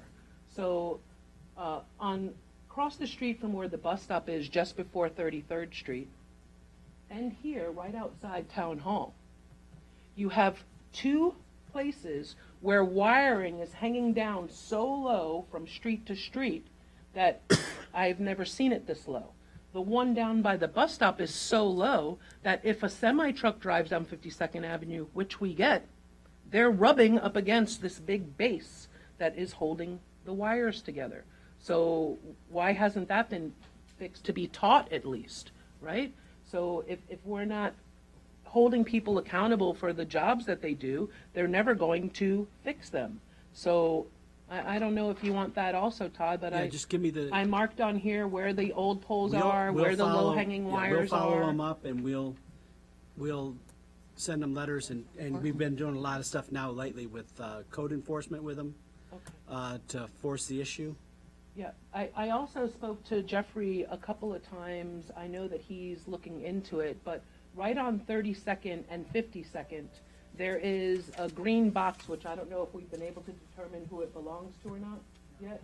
Okay, so there is a green box right on the corner. there is a cable coming down from the high pole, an orange cable, and it's connecting directly into this box. I watched a lady easily in her 70s yesterday walk the sidewalk and get clotheslined by this wire. I stopped and I talked to her. She said she was fine, but she stood there for a few minutes. Jeffrey went over there. He can't believe how low this wire is and how it's set up, and he's going to look into that. But I mean, this really needs to be something that we have to follow I'll up look on. into I it wouldn't be tomorrow. surprised if it's AT&T, personally. Based on where the wire's coming from in the row, I'll be able to tell which utility it is. The reason that some of the poles have not been taken down on 52nd is because some of the other utilities, namely, I believe it's Comcast, There's no wires on it. had not removed. Recently, they've removed the rest of them supposedly, and now we're waiting for the pole owners to come back out and remove it. 'Cause It's been several years. so. it's taken forever, because they put the concrete poles down, I mean, it's bad and enough then that they we have move to have one the poles wire, and the and then they cables aren't move another buried. wire, and there's You know, three at least do it utilities right. that shared the poles. But we've been following up, and I know that Stephanie sent some stuff out complaining about the poles, especially because we have some that are leaning now. Yeah, there's one right there that I'm concerned about across from our office, from the driveway. It's not only leaning, it's leaning into the new pole. So how long before that new pole starts to give way a little bit and starts to lean, right? So there's definitely two low-hanging. There's one that's very low-hanging. Really, that one is here in front of you guys. When you leave here, if you look on 52nd Avenue, you'll see the wire comes down super low, and it connects from a pole that's here to a pole that's adjacent to the back end of the peninsula. And they go diagonally, but they at least need to be taught. If they're not going to bury poles in our city due to economics or however they want to see it, they should at least keep the above-ground poles and wires taught, right? So there's no safety issues, no liability issues. I hope that maybe you'll get with Jeffrey, and Jeffrey can show you exactly what I'm talking about. But if you just drive by there and go slow, you'll be able to actually see the wire and see how low it comes. You know how high those green boxes are, Todd? They're like this high, right? Yep. So if the wire's coming off the pole and it's connecting to that, imagine how low hanging this wire is. And it's been months. Yeah, just, if I Yeah, know. I've got everything Just for make him. sure I have the lists, and I'll go out there and look at them myself. Yeah, I've got And I'll get with Jeffrey everything and we'll listed follow for up. you. The last thing that I want to bring up, and it's something that pertains solely to my site, is that there is a double street light by our playground. As I stated before, I've been here going on 2 decades just managing this site. We have never, the property, have had to change light bulbs or had to attend to this light before. So now the light is out. I called FP&L. I gave them all the information I had. They gave me a ticket number, told me it would be fixed in 10 days. And then on the 10th day, they called me and told me it was a city issue. I spoke to Nick about that. It's a city light. I don't know what it is. It's a It's city a red light. standard street light? I don't know because I don't know. I'll I have show me- information, the I'll only come over information that's tomorrow. on You'll be in it. your It office doesn't tomorrow? have like a poll number, But it you just know- has this information. Yeah, I understand it. You'll be in your office tomorrow? I will. I'll come by tomorrow. You can show me where it is. I'll bring my FP&O poll. I actually have a map that tells you where poles are in town. Yeah. And what lights and which ones they're responsible for and which ones we're responsible for. Yeah, Nick helped me a little bit with this, and he has like a contact at FP&L. And they came back and said that it's not theirs, it's the city's. The city stance has been that it's FP&L's, We don't have any lights in there, so, but we'll follow up on it. Right, that's what I was saying. The city has never come there to change the bulbs either. It's either an FPL or it's an FPL leased one on somebody's property. And either way, we can follow it up. Yeah, the only thing I'm saying, I know that we've never changed it. We don't even have the capacity to go up there and change bulbs. I understand. Like that. Yeah, I'll Motion meet you to tomorrow. adjourn. Not a All problem. in favor? Chris But wants if to you got the go. list, I'll take that. I've got everything. Say aye. Thank you. With staff. Right, and thank you. Aye. Thank you, Francine. Meeting adjourned at 9:45. I do.